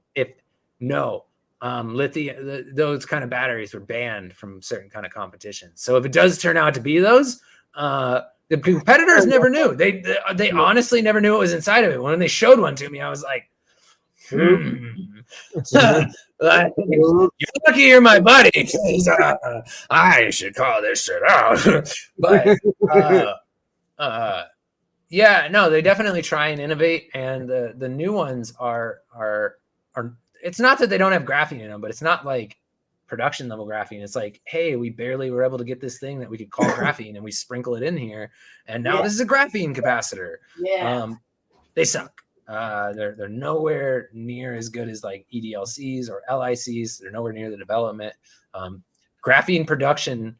It's not that you can't make really cool things out of graphene, because there's batteries that'll become better, capacitors that'll come better. Life will become better when we get graphene. Even lubricants and carbon fiber and like everything gets better with. Really with just graphene. said lubricants, really. Wow. Yeah, but I'm thinking fucking machine work. Yeah, Like I'm thinking of gears turning and shit, and you're over here like, yeah, let's get the KY button. But my battery. I follow the news on graphene production very heavily, because I do believe once graphene production gets to a level of industrialization, it's going to change the world. 100. Until it gets there, everything that claims that it's a graphene battery or capacitor or what the fuck ever is marketing bullshit. And this is even infiltrated high level stuff. So Caterpillar released a line of tools recently. Full of spray Weird, foam. right? We all know that already, Greg. Sorry. Caterpillar released, and they're touting that these have graphene batteries. But the people that have ever used them are like, we've tested graphene enhanced batteries, and you get a little bit better cycle life out of them, but their internal resistance just tanks. And you lose so much power potential. And the real early ones you lost power potential and you lost cycle life. So you're putting something in there that made it worse. Someday it'll get there. And someday in the near future, in the next 5 to 10 years, we will have lots of graphene, not graphing, graphene. PHINE. PHINE. Fuck yeah, you're gonna make me spell PHINE. ENE. ENE, graphite. Graphene, not graphite. Graphite is what is in a pencil, and graphite is also what is in a lot. Like hard carbon a hard carbon anode is what we talk about with most lithium batteries. Not LTO batteries, though. Most people don't know this. LTO is not the positives. It's not the chemistry of the battery. It's the chemistry of the anode. Most people don't fucking know that. Those are NMC batteries with an LTO anode. I didn't know that. That's the big difference between an LTO battery and an LFP or an NMC battery. What's the anode made of? What's different? Lithium titanate oxide. The rod. Yeah, that's why it costs more. There's titanium. Instead, they replace carbon with lithium titanate oxide for the anode. Okay. And that's why you've got a significantly lower voltage. Because titanium and lithium are both metals. Like a lot of people don't look at lithium as a metal, but it's a metal. And it's got a higher resistance than carbon does. So we get a lower potential voltage difference between those two anodes, or anode and cathode. So we have a lower cell voltage. When we're looking at these 3 volt to 4 volt cells, what we're actually looking at is the potential energy difference between the positive and the negative cathode. And I'll start to lose people if we get too deep in here, so we won't. But it's really interesting to see like the actual chemical engineering and mechanical engineering that goes into and behind the cell designs. And that's what I've been studying a lot recently, because we're like trying to get our nose in and try and get somebody to manufacture these new cells that we'll be launching here in America. And I'm in talks with about 3 different places to try and get these made, because they're not niche. Like there's going to be so many different industries that need these. We're talking about putting these in little scooter bikes and those little EV bikes. Yes, sir. Because the low fire potential and fast recharge make for great business. Your liability goes down, your uptime goes up. Being able to not have to pay people to drive around and recharge them, you just build the charge station into the spot where people park them. There's so many reasons why this new technology is like going to take over multiple sectors. That is pretty good. They use a lot of them bird fucking scooters. Yeah, that's exactly what I'm talking about. Yeah, Right. going back Those- to that battery, Yeah. what is the cathode made out of? What in cat? an LTO or in a so it's usually NMC, but there are some that use LFP. There's some that use NCA. There's some that use LMO. Yinlong is an NCA, I believe. Or it's an NCA or an LMO. I can't remember. Gotcha. LMO is a very old, and it's Tried the and way true, it though. actually forms. No, like notice we don't talk about having LMO batteries. It's much better as an additive to something than it is as a standalone battery. But it has a spherical, or not spherical, a hex. It looks like a damn DNA. I can't remember the word Really? for it. Okay. Yeah, spiral. There we go. It has a Ah. spiral Yeah. bonding. So I think the ions can be inserted really easily. So it does have some cool advantages, but most LTO batteries, especially like Skibs, anything that's real high power is going to be akin to lithium high power, to where it's NMC, NCA, these oxide-based chemistries. What's Gibbs? Skibs, I think they're NMC. NMC? Yeah. Yeah, Okay. I'm almost positive they're an NMC. Yeah, I So- wasn't for sure on them. I know a little bit about it, but not enough. Yeah, but yeah, that's the mind-numbing thing. Is most people think LTO is the same chemistry that we're referring to? Because why wouldn't it be? Why would we talk about the other side of the battery? I don't even know what the other side of most batteries are made of. Most people. That's the I reason think, I asked. Yeah. do. Most batteries are a graphite. And the difference between graphene and graphite is graphene can be laid out much thinner, and it can be laid out in one. And actually, that's what makes it graphene. Is it's one atom thick on the layers of it. Yes. Okay. Yep. So it is really interesting, and it can only really consistently be made in a lab right now. And even those labs aren't doing great. I follow a company out of Australia called GMG, and they're working on an aluminum ion graphene battery, but they're also doing investment into the production side of actually being able to make the graphene so their battery can actually come out. So that's how far along we're looking. We're looking at aluminum ion graphene batteries. GMG's been around for a long time, though. Yes. I actually have followed them for a while. Yeah, they're a materials Not that I'm company. on your level by any means. No, but Well, they're always later. seeking investment. So they're a really popular company for investments, and that's why a lot of people find out about them. But the LICs, I can release this. When we first started working with LICs, we worked with a Japanese company named JM Energy. And the crazy part is they are not a capacitor manufacturer. But you know what they do make? Most of the aqueous electrolyte for the entire lithium battery industry. So they're the ones that make electrolyte. that little bar that goes right in the middle. Yeah, it's the liquid that goes on the inside. They're the guys that like own all the patents on all that. So I genuinely don't know what I'm about to ask you, right? Oh, What's yeah. the importance of that? Because I know it goes from one plate to the other, and the liquid, I'm not sure. I'm not sure the significance. I don't understand. So the liquid basically creates a barrier in between the positive and the negative. And what you're doing is creating enough insulation to keep the two parts from physically touching each other. Right? And at the same time, still allowing ions and electricity to pass through. So it has to be a really special structure to be able to not let it short out, but let ions pass through. Right. Yeah. It's So, and it's a water-based thing most of the time. yeah. So this one atom thick plate, man, how do they do that? So one way is by cracking oil. So it's not exactly the greenest way, and like, but yeah, you can crack oil to do it. So because oil is a hydrocarbon. So if you start with a hydrocarbon, you can basically break it down into this. But that is also extremely energy intensive. So it would be like burning 100 barrels of oil to get an 18650. Not a good idea. Not exactly Right. Really, green. So- David. We already had them coming out. What are you talking about, bud? Right? Travis has already been researching them 12 years ago. He already can tell you every. The funny bit. thing is, when I wrote that article, I actually went out and I looked up like the half-life of plutonium. So the 20,000 year thing is like real. I read up a little bit on diamond nuclear waste batteries for a little bit, and then I snuck the number 42 in, which is the answer to life. If you ever watched the movie Hitchhiker's Guide to the Galaxy or read the book, that 42 is the answer to life. It's also the blast radius of a nuclear battery. I snuck over 9,000 in there, which is a Dragon Ball Z reference.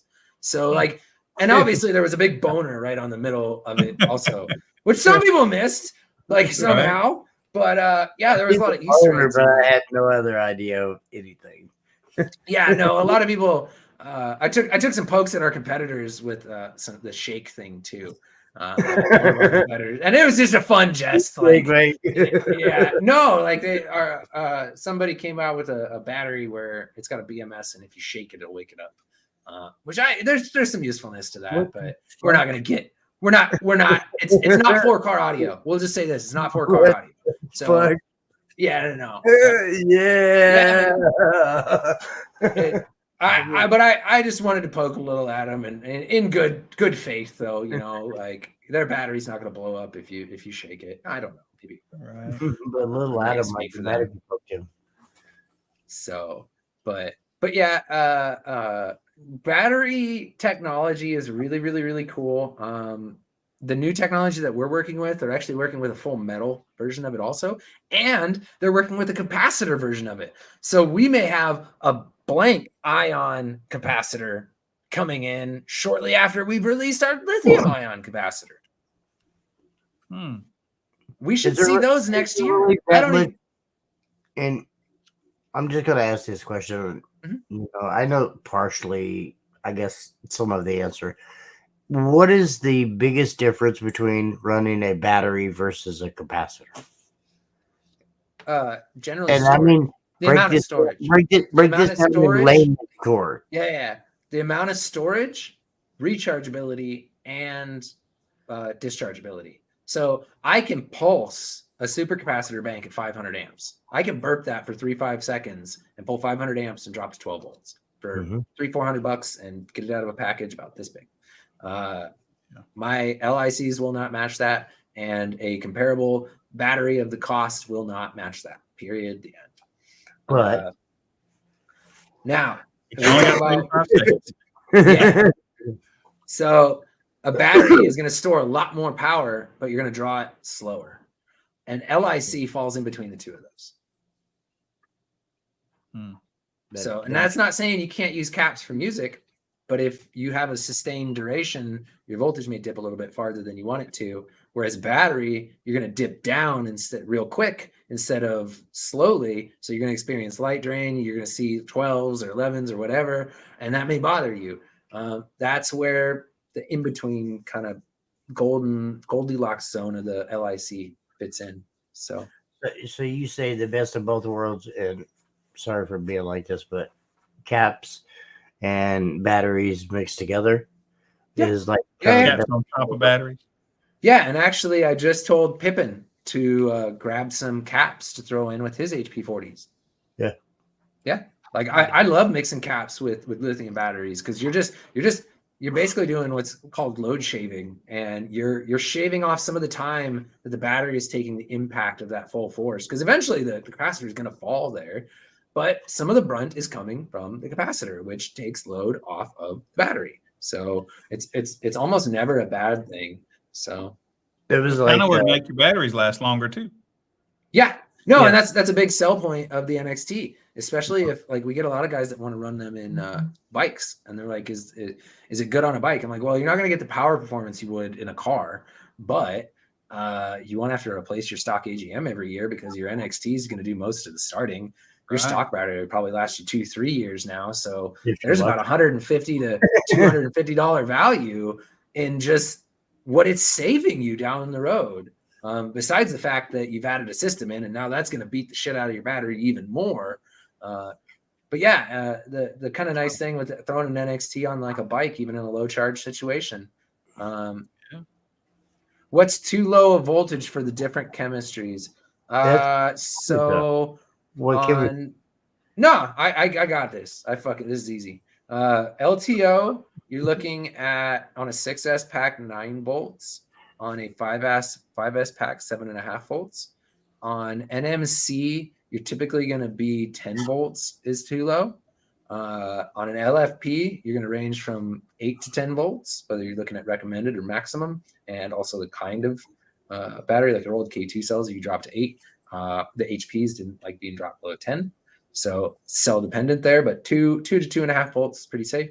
On our LICs, it is 9 volts. It's 8.8. We've taken them down to 8 without it seeing any damage, but we kind of go with the cell manufacturer's rating there, just kind of cover our own butts. But 9 volts on LICs. And then, so we've covered LTO 6S, 5S, LFP. I'm only going to cover 4S for LFP because nobody has 16 volt batteries anymore. And the LIC, and then the new technology, you can drop down to 6 volts is what it's recommended, and that's where the capacity is tested to. But if you drop it down to 0 volts, as long as you don't like try and recharge it in 5 minutes, you can jumpstart this new technology and then let your alternator bring it back up, and the balancer will figure out the rest of the work. Worst case scenario, if something does go wrong, you just have a dead battery. You don't have a huge fire safety concern. Like I tried overcharging one of these audio cells. battery go down to 6 volts or less. You're a dumbass. I'm sorry, and it happens all the time, bro. I get calls almost weekly. Well, if it's not sitting outside, not running, I rephrase that, because if it's just sitting out, that's usually what happens. It's some sits for a couple days. You've got a ton of audio equipment in there. Like a normal car won't drain that fast, but like, man, I've worked with some power base equipment, and 4 amplifiers were drawing 4.5 amps between the 4 amps. That'll kill any car overnight. Like, you're right. When running multiple NXT, since the battery is the least resistant to charge first, when running multiple ones, how to charge? So it's the same. So like realistically, he's asking when running multiple NXTs, what is going to be pulling the charge first? Because I've talked about this in previous episodes of like how much alternator can we throw on an NXT? The question is what else is it mixed with? Because your AGM may not be pulling charge and blah, blah, blah, blah, blah. But that's its own episode that we did. But he's asking on the discharge, how does that distribute? And it is the same. So, and it is resistance based and voltage based. Like an AGM battery is doing nothing for you. And I mean nothing within a couple percent, like 2 or 3% is doing nothing for you above 12.8. It might rest really well charged at 13.1, but it's you put a 5 amp load on a 100 amp hour battery, and it's going to drop that last 2 amp or 0.2 whatever. So, and they really don't start to kick in 12.12.0. That 110 amp hour group 31 is good for about 120 amps to 12.0 over 30 seconds. So it's really putting out the most of its juice in between 12.0 and 12.3. Above that, it is contributing nothing. It's still taking some charge from the alternator, but it is not contributing back anything. It's just recharging from when it started your car or whatever drains that you put on it. The NXTs will be doing all the legwork above 13. It won't be until you get into the 12s that you start to see the battery start to kick in and do more. So, and we actually saw that in some of our testing when I did that testing in car, and the new battery was in the 12.6 range. Our amperage ratio went from 30 amps average to 80, and I was sitting there scratching my head. I was like, does my alternator really put out that much more from 13 to 12.6? Like, that's kind of crazy. And I thought about it. I was like, I have a D31 up under the hood, or D34 under the hood. 34, wow. So yeah, I got an XS Group 34 under the hood. That's where the extra power was coming. It wasn't coming more from my alternator. Still only giving me about 30 amps, but the battery was kicking in at that point, and I was getting some of the front battery into the back battery. So that's what we wanted to test in between all of them. No upgraded batteries, just the D3400. then the new battery, the NXT, and then the LTO. So with 280 amp hours with lithium, how much cap would a body need to compare? I mean, for burps, I mean, I don't know. Like if that's 285 amp hours of CMAX, you're burping at like a 10C rate to maintain 14s. So, I mean, yeah. Calculator. He's gonna make me do calculator. 285. You in trouble now, Greg. I mean, it's 40K. 40K to burp, 40K with caps. Okay.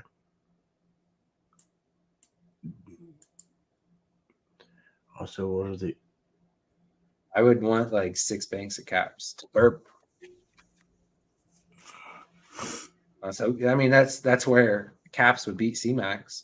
I mean, I would much rather buy 6 to 8 banks of Ioxys 3000s than I would 280 amp hours of CMAX to do the same job. Now, if I'm going to play music, that fucking changes immediately. But if I'm just looking to burp, I definitely wouldn't look. And people have asked me this, and I know people that are in the 180s that put our batteries, and I'm not even talking about Carlos, I'm talking about somebody else. Because Carlos had always planned to like move up into different things. But I know people in the 180s that asked me like, hey, I want to use batteries for my burp build. And I was like, hey, you really shouldn't, but I'll give you a deal. We'll make it work. And then they like, yeah, and then the motherfuckers complain to people a year later, oh, they didn't work that well. No fucking shit. I told you they wouldn't work that well. They're for sustained long draws. Like, what are you talking about? It don't work as good as a cap. I told you to buy caps, you asshole. That's no different than me and you, Travis. I mean, let's be truthful. I've known you for a long time. I'm not even going to. I've known you for a long time, and there's been quite a few times where I've came to you and said, "I'm doing this, this, and this. Should I use yours or should I use somebody else's?" And you've been honest. Was like, "No, you should go with somebody else's."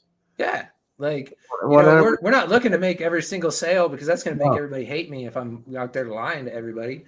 You know, but that's what I like about you because you're honest and you're at that point where you're like, pardon my French, but I don't give a. Yeah, no, and we have a completely different client base.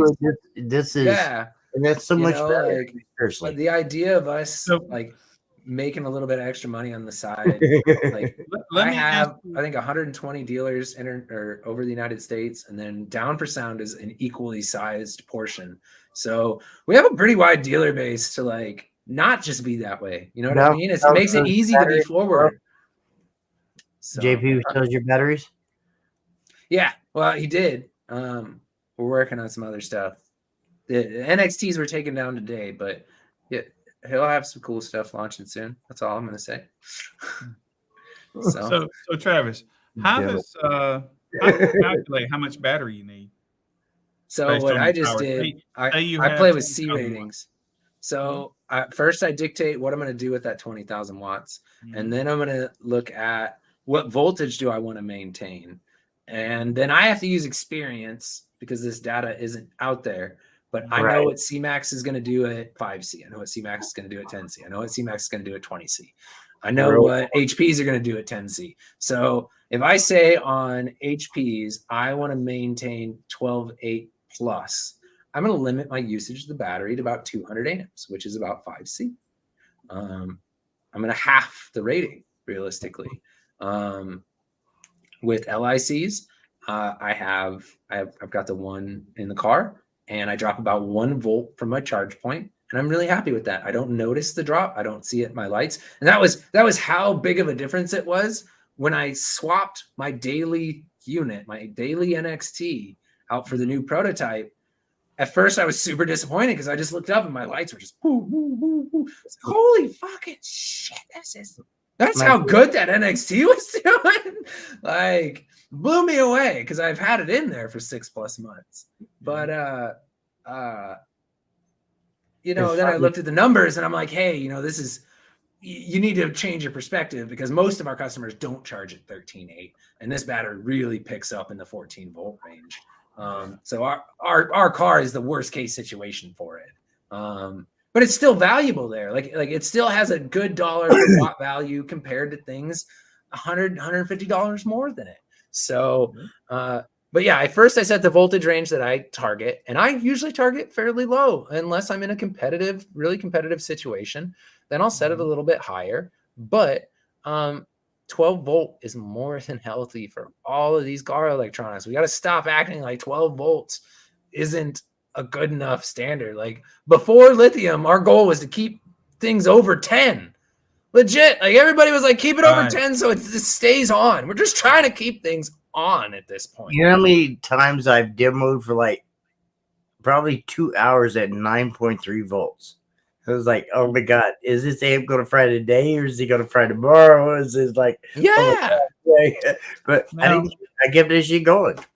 Is that why Jay created the salt amplifier?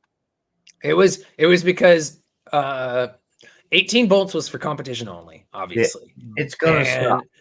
It already has. I don't think you've noticed, but it already pretty much has. Everybody has 16.0 and down for the most part now. And I know Scotty was consulted also, but we were consulted by about 6 different large companies over the last 4 or 5 years on where we saw battery technology going, where we saw the voltage range of the crowd going. And everybody took that advice, rightfully so, because 18 volt amps are dumb. Like we shouldn't have them in car audio. Yeah. It was only because of car competitions that they came about. Brazil. It was because of Brazil. Let's be true.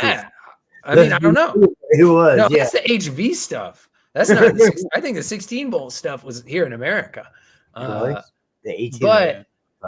But you know, you don't need it anymore. We can pack so much power into the 16 volt range. Just target 14 volt range for your power ratings. It makes it simpler for them to design the boards to sit in a, because when you design a board, you've got a couple different balancing points, and one of those is its voltage range. If I have to make that thing play from 9 volts to 18 volts, it's not going to do so great at 9 volts. It's not going to do so great at 12 volts. It's going to do great somewhere in the middle, realistically. But efficiency is really going to suffer down low and up high too. Yeah. The wider the voltage range, generally, the lower the efficiency. Not always true, but you have to start getting real tricky, and you got to have a team of engineers at that point. And there's only, one of your guys' biggest sponsors, Kicker. They're one of the only companies that actually develops all their amplifiers in-house, and that's why KXAs are such beasts. We measured like 84% efficiency at 4 ohm, rising to 4 ohms, and we were getting like 1,700 watts. Like that's damn near rated at 4 ohms and 84% efficient. Holy shit! Out of this big, holy fuck!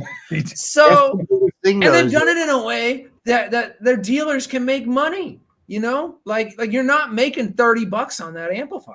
Now, granted, they were a little bit high priced, and the new stuff they've been working on moves all that stuff around. They get a better dollar per watt, but from somebody that's went from like bare minimum margins when we first started the company to we are a very high margin company now. Now we don't collect most of that margin. That vast majority of that goes to our dealers and distributors.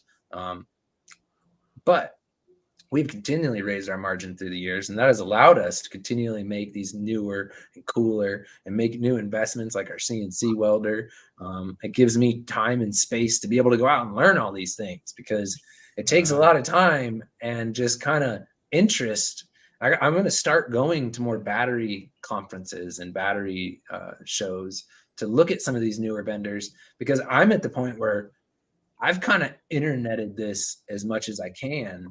And I have to go start making face-to-face contacts with like new factories, because sometimes that's the only way into these places is to go to the battery conference, meet the floor manager, and be like, hey, I know we're a smaller company, but we believe in your product. We'd really like to work with you guys, and then show them our facilities, and that's something that we can do proudly now. We're not some slapstick operation. It gets a little messy in there now, but like you walk in and it's pretty professional looking for the money. I mean, you've been there, Billy. It's not a factory, but it's definitely a build house, and everything's definitely got a flow to it. So definitely got a flow. Yeah. So that's big, and putting margin in things is important, because you got to pay somebody to sell it. You got to pay somebody to sell it. I don't care how good your product is, unless you're going to hire your own internal sales team, which is going to cost you money. Right. You got to pay somebody to do it. And the best thing that I could have ever done was move to a distributor model to where we only sell B stock to the public. That's all the interfacing we really do. Everything you buy on our website gets forwarded to somebody else or something like that. So our zero fucks coins, I did fulfill those myself. So those are still for sale. If anybody wants zero fuck 10 pack, they are $12 shipped on average. I think they're Actually, $7. hit me up. I do want some of them. Oh yeah, no, I'll get you Yes. some. And they come in a little like Crown Royal bag and everything, Yes. dude. Please, I really do want some of Go. Yeah. We sold about 100 of those. It kind of blew me away that enough Yeah. people wanted zero fuck coins, but that. Zero fuck that's given. cool. Yeah. So Absolutely. it's just a thing that I thought of one day and posted up. People liked. So No, but yeah, for batteries, our batteries are always great. I love our batteries. They are some of the more expensive options, but they aren't just more expensive to be more expensive. We have done Right. a lot. You are getting something for that money if you want. Stacey, we got a ton of batteries at Slamology. We had some last year that were undercover. So, but yeah, I know we will definitely be at Slamology again this year. We'll have all of our new technology out by Slam this year. check I him out may have- underneath our tent because he'll be there probably quite a few times. just Yeah. like last year. Yep. And I don't know. I got to talk to Donnie whether I'm doing a booth or not this year, but I think we may bring Going up. to Base Wars. Well, no, because here's the thing. My distributor has agreed to help, so I wouldn't have to sit in the booth the whole time, even most of the time, because I like to wander. So. Mhm. Oh, the coins. Yeah, I'll definitely bring the coins to Slam for sure. We'll even do a discount on them. We'll probably do a 10 for 5 or something like that. So they're high quality. They're about this big. You can fling them at your kids and shit. You know. Honestly, that's one thing I can honestly say that I love about Travis and JY. You'll ask him and he'll tell you 100% without a. It doesn't matter if it's his battery, another brand's battery, or anybody else. He's going to tell you the truth, and that's the best that I find. It's hard to find, truthfully, and I don't mean to ramble on, but No, to for find sure. to find somebody that will tell you the honest truth, if your battery's better, or XS battery's better, or if a C-Max battery's better, or if What up, Thomas? or if this battery's better, or this battery's better, and that's a huge. It matters a lot. Sorry. So to bring up somebody that does SPL and bought NXTs, Thomas Lingard, who just posted up. Yep. So He's got our old school record right now. You guys know He Thomas. had it. I believe it's sorry. Okay, huh? Sorry. Well, Sorry. so, I didn't break it, but somebody broke quite a few records this weekend at my show. So Thomas has he's kind of plagued with alternator issues, unfortunately. But he's got, What I kind of think car it's is a it 200. he has? The You're Mazda? gonna ask me that. It is a Mazda. I can't remember Yeah, what okay. kind. Is it He'll a have to Mazda tell 3? me. Mazda 3. It might be a 3.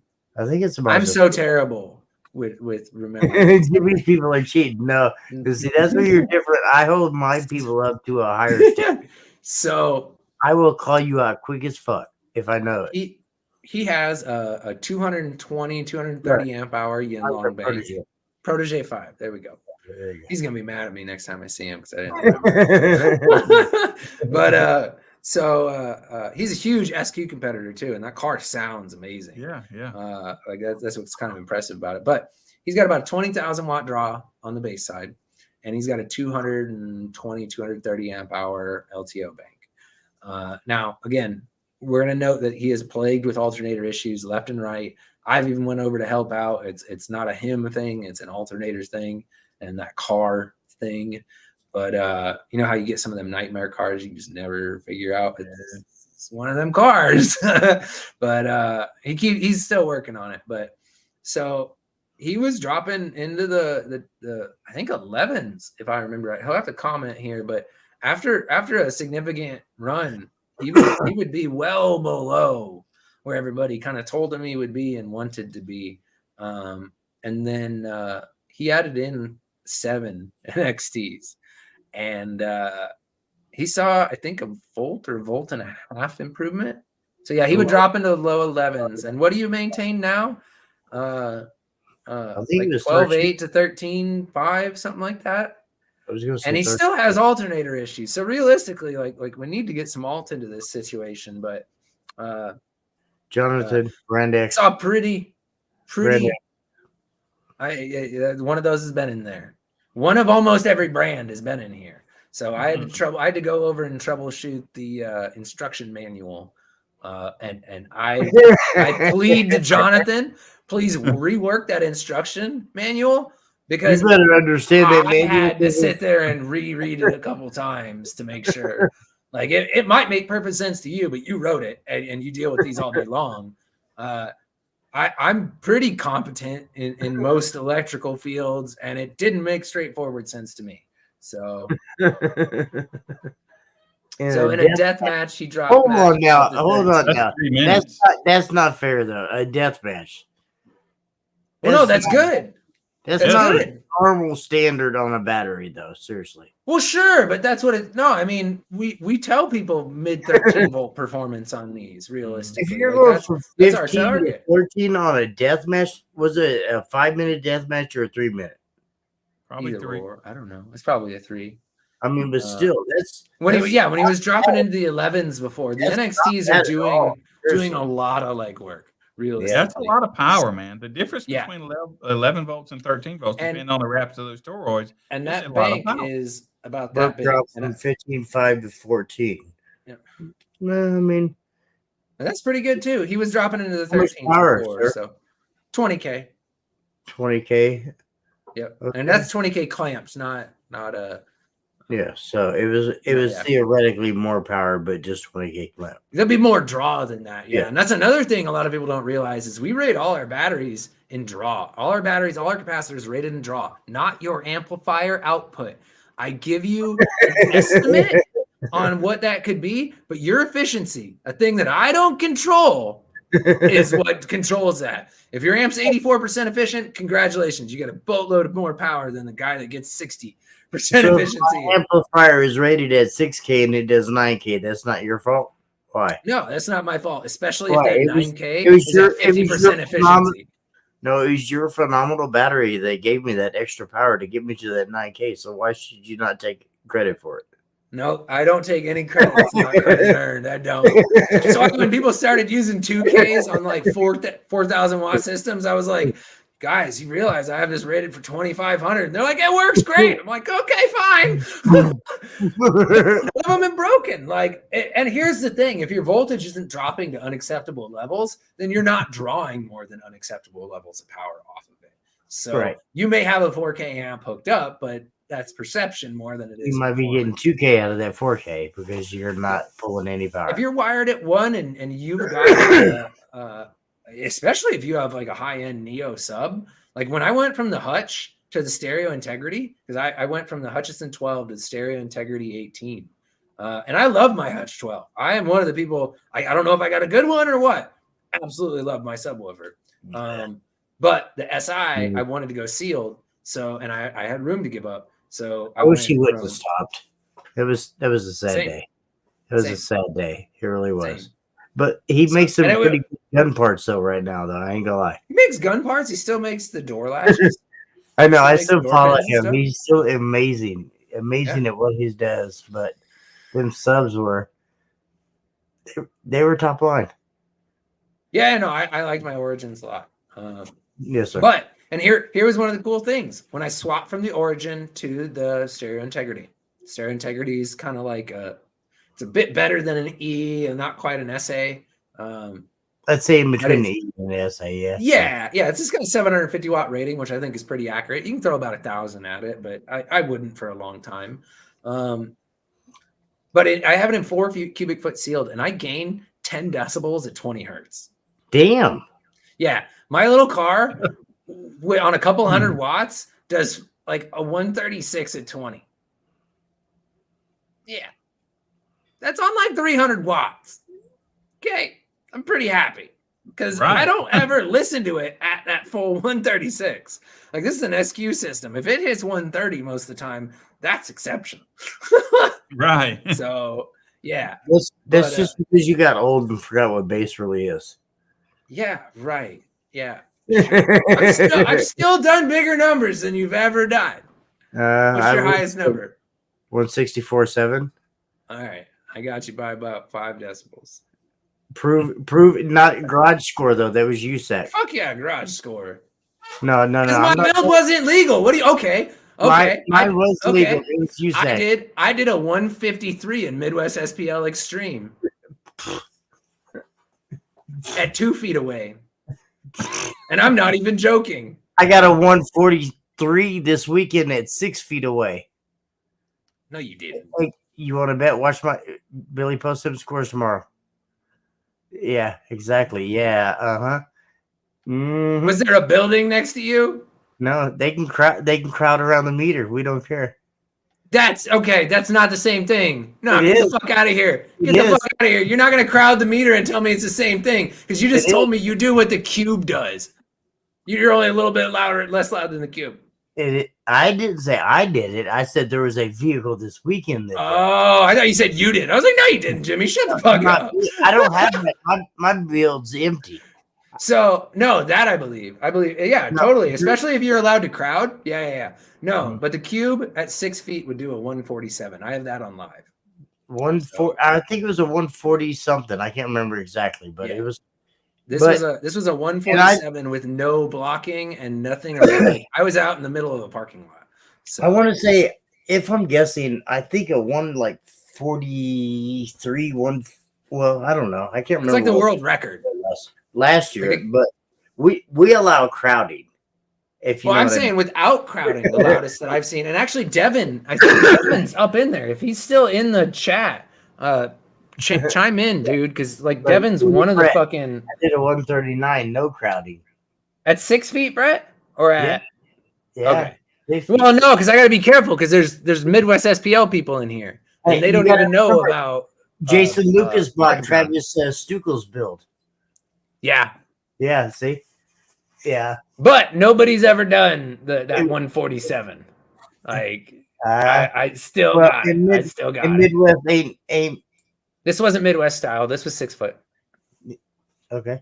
Yeah, 6 foot at 50 hertz. It's a 147 and change, and that was before we sealed up the front. Which when we sealed up the front, I we think we gained have about that. 3 decibels. That's I pretty think we cool. have that. I'm not for sure, but I think we have that. Hmm. Billy would probably have to dig back through Actually, you know what? archives Because, and all kinds of shit. I maybe paid not- somebody to make this cool little spreadsheet for me. What class we talking about? 6 foot out. Crowd Right, level? 6 foot out, right, Travis? Yeah, 6 Not foot. a foot out, 6 foot out. Yeah. Because Yeah. at It a has been foot, Ray- it has been Ray out in California. I think it's been beat, but yes, sir. Go ahead. What do you have? What do you have officially right now? On the top 10, I think. I'd like to tell you, but looks like my spreadsheet don't like. Jamie said yeah, he Jamie didn't. does a.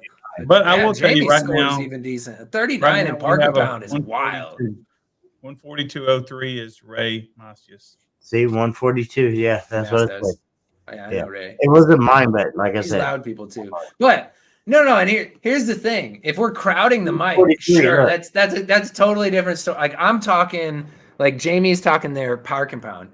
Jamie's in the mid 60s. Jamie Park and Pound's a 40 basically. He touches a 40. Yui's old Really touches Astro. a lot of things.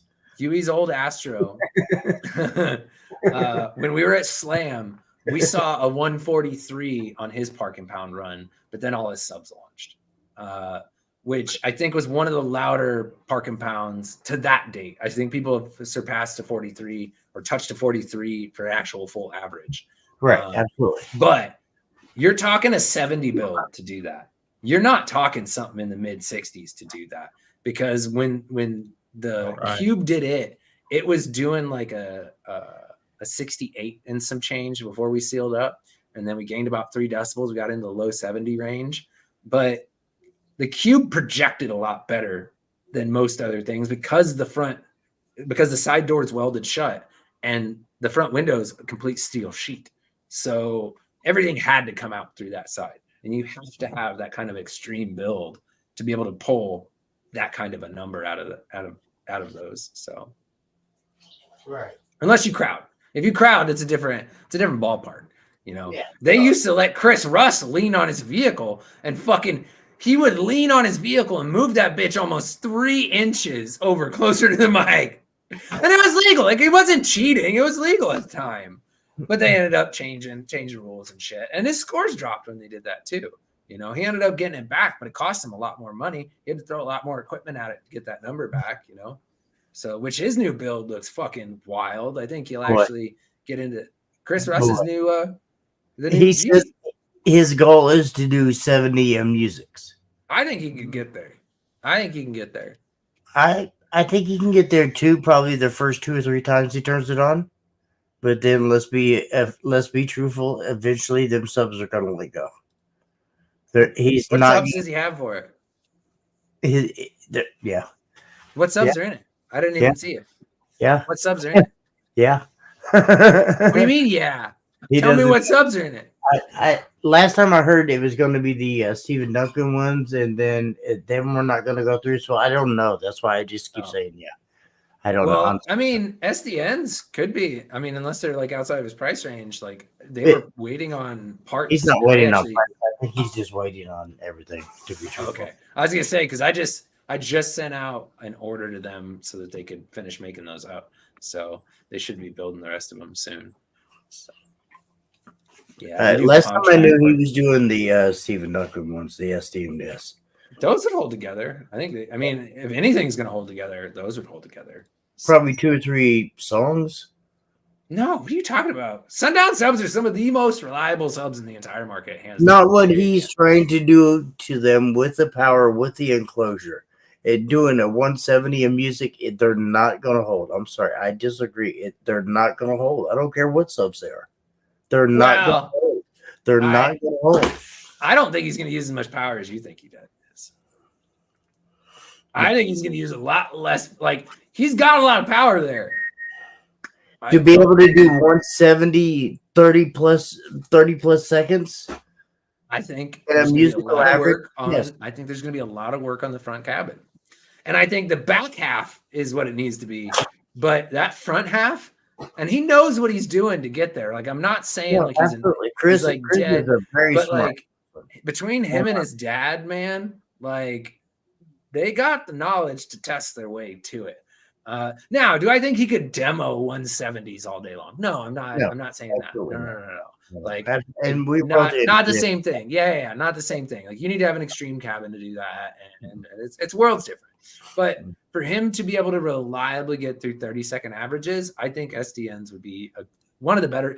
I always am going to opt to go compact Neo. I'm guessing 4 times. Between his cabin, his subs, or his power is going to go.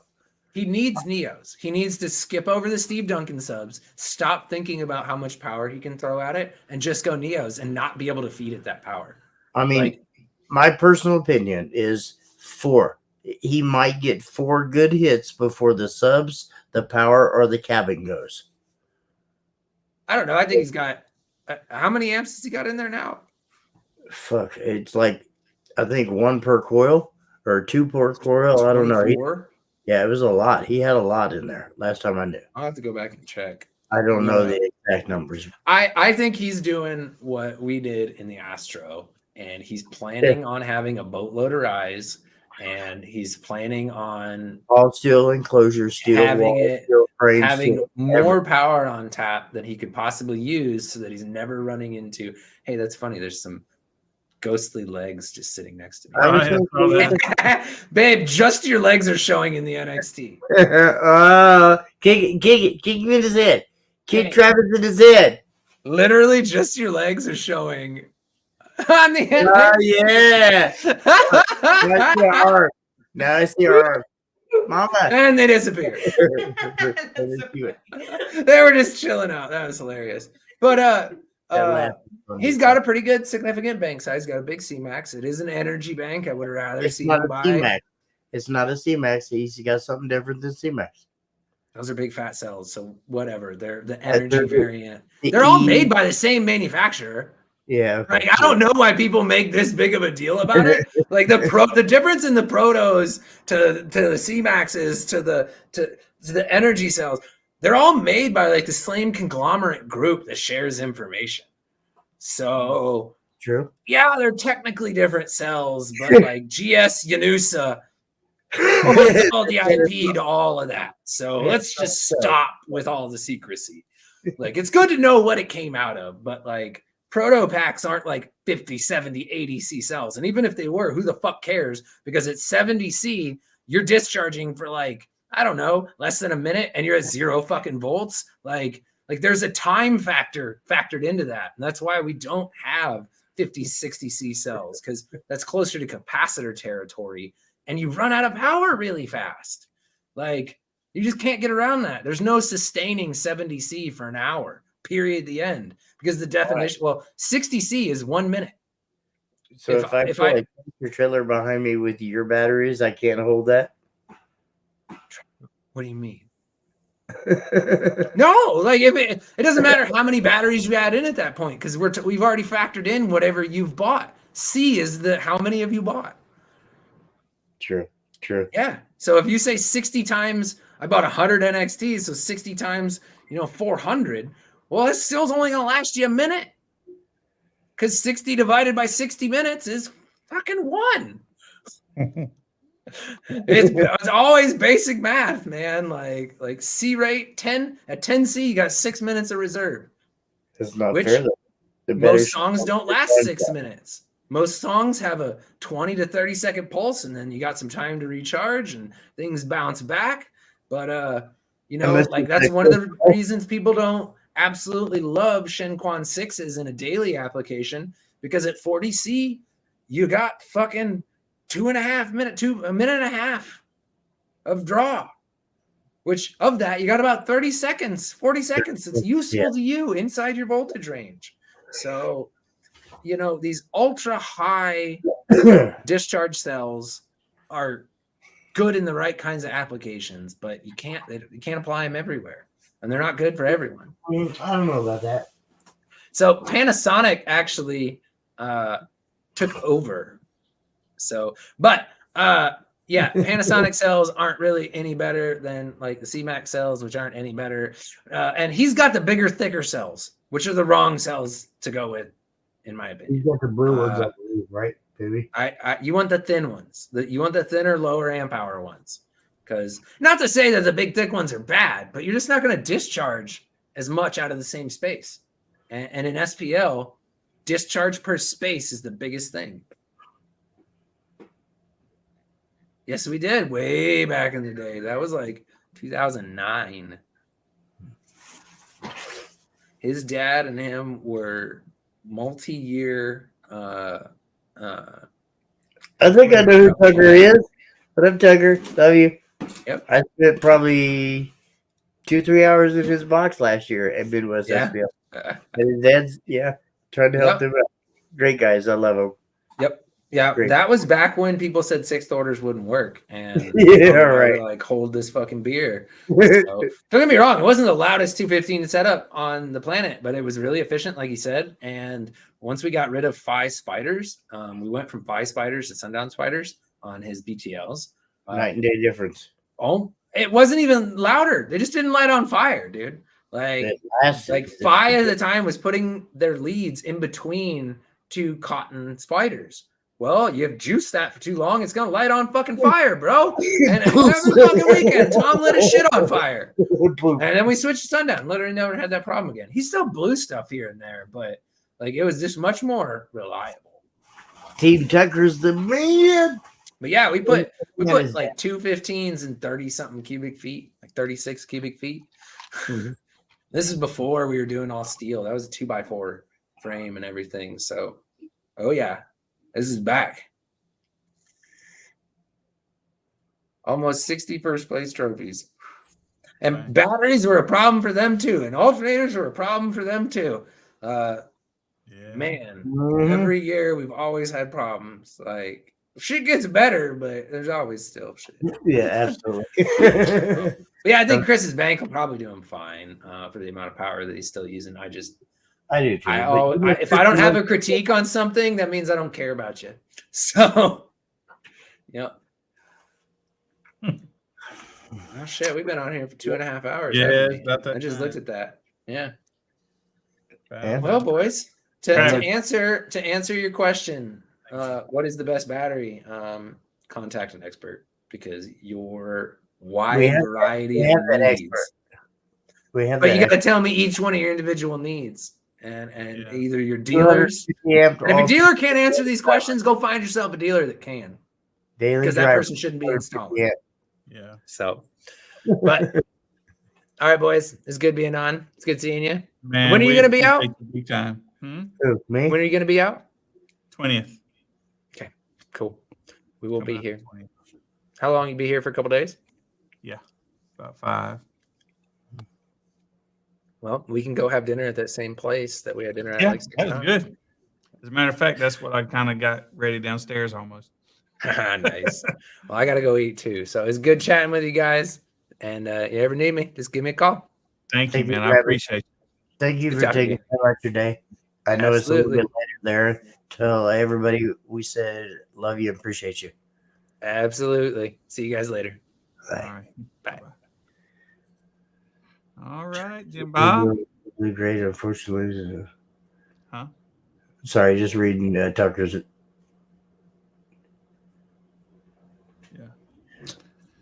Have a great time, Tucker. Message me later. I miss you guys. Team Tucker in the house. All right. All I got Great. us a quick one. What's Quick that? little video. right. For our exit. Thank you guys. Appreciate you. I promise you next week we got some big changes coming. So when I say you guys definitely want to stay tuned, Yeah. trust me when I say Monday nights are going to matter. Trust Yeah. me when I say that. And I'm Yeah. not just saying that from a personal Cool stuff standpoint. coming. Monday nights are going to matter. So Cool trust and me, exciting you things. guys are going to want to keep a follow on our page and readily be here every Monday night. Yep. It's fixing to have some fun. Absolutely. Thank you guys for watching. Thank you guys for being a part of Base Wars because we wouldn't be shit without you guys. Thank you. Thank you for all of our amazing sponsors. And on that note, Billy, kick us off. All right, man.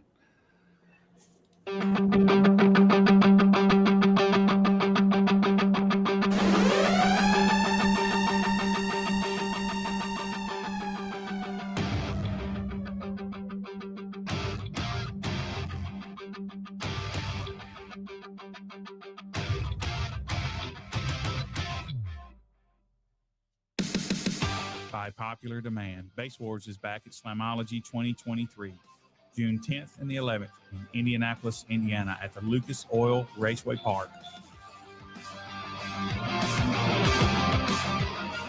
Come enjoy one of our Burke classes, clamp classes, music classes, or one of our demo classes.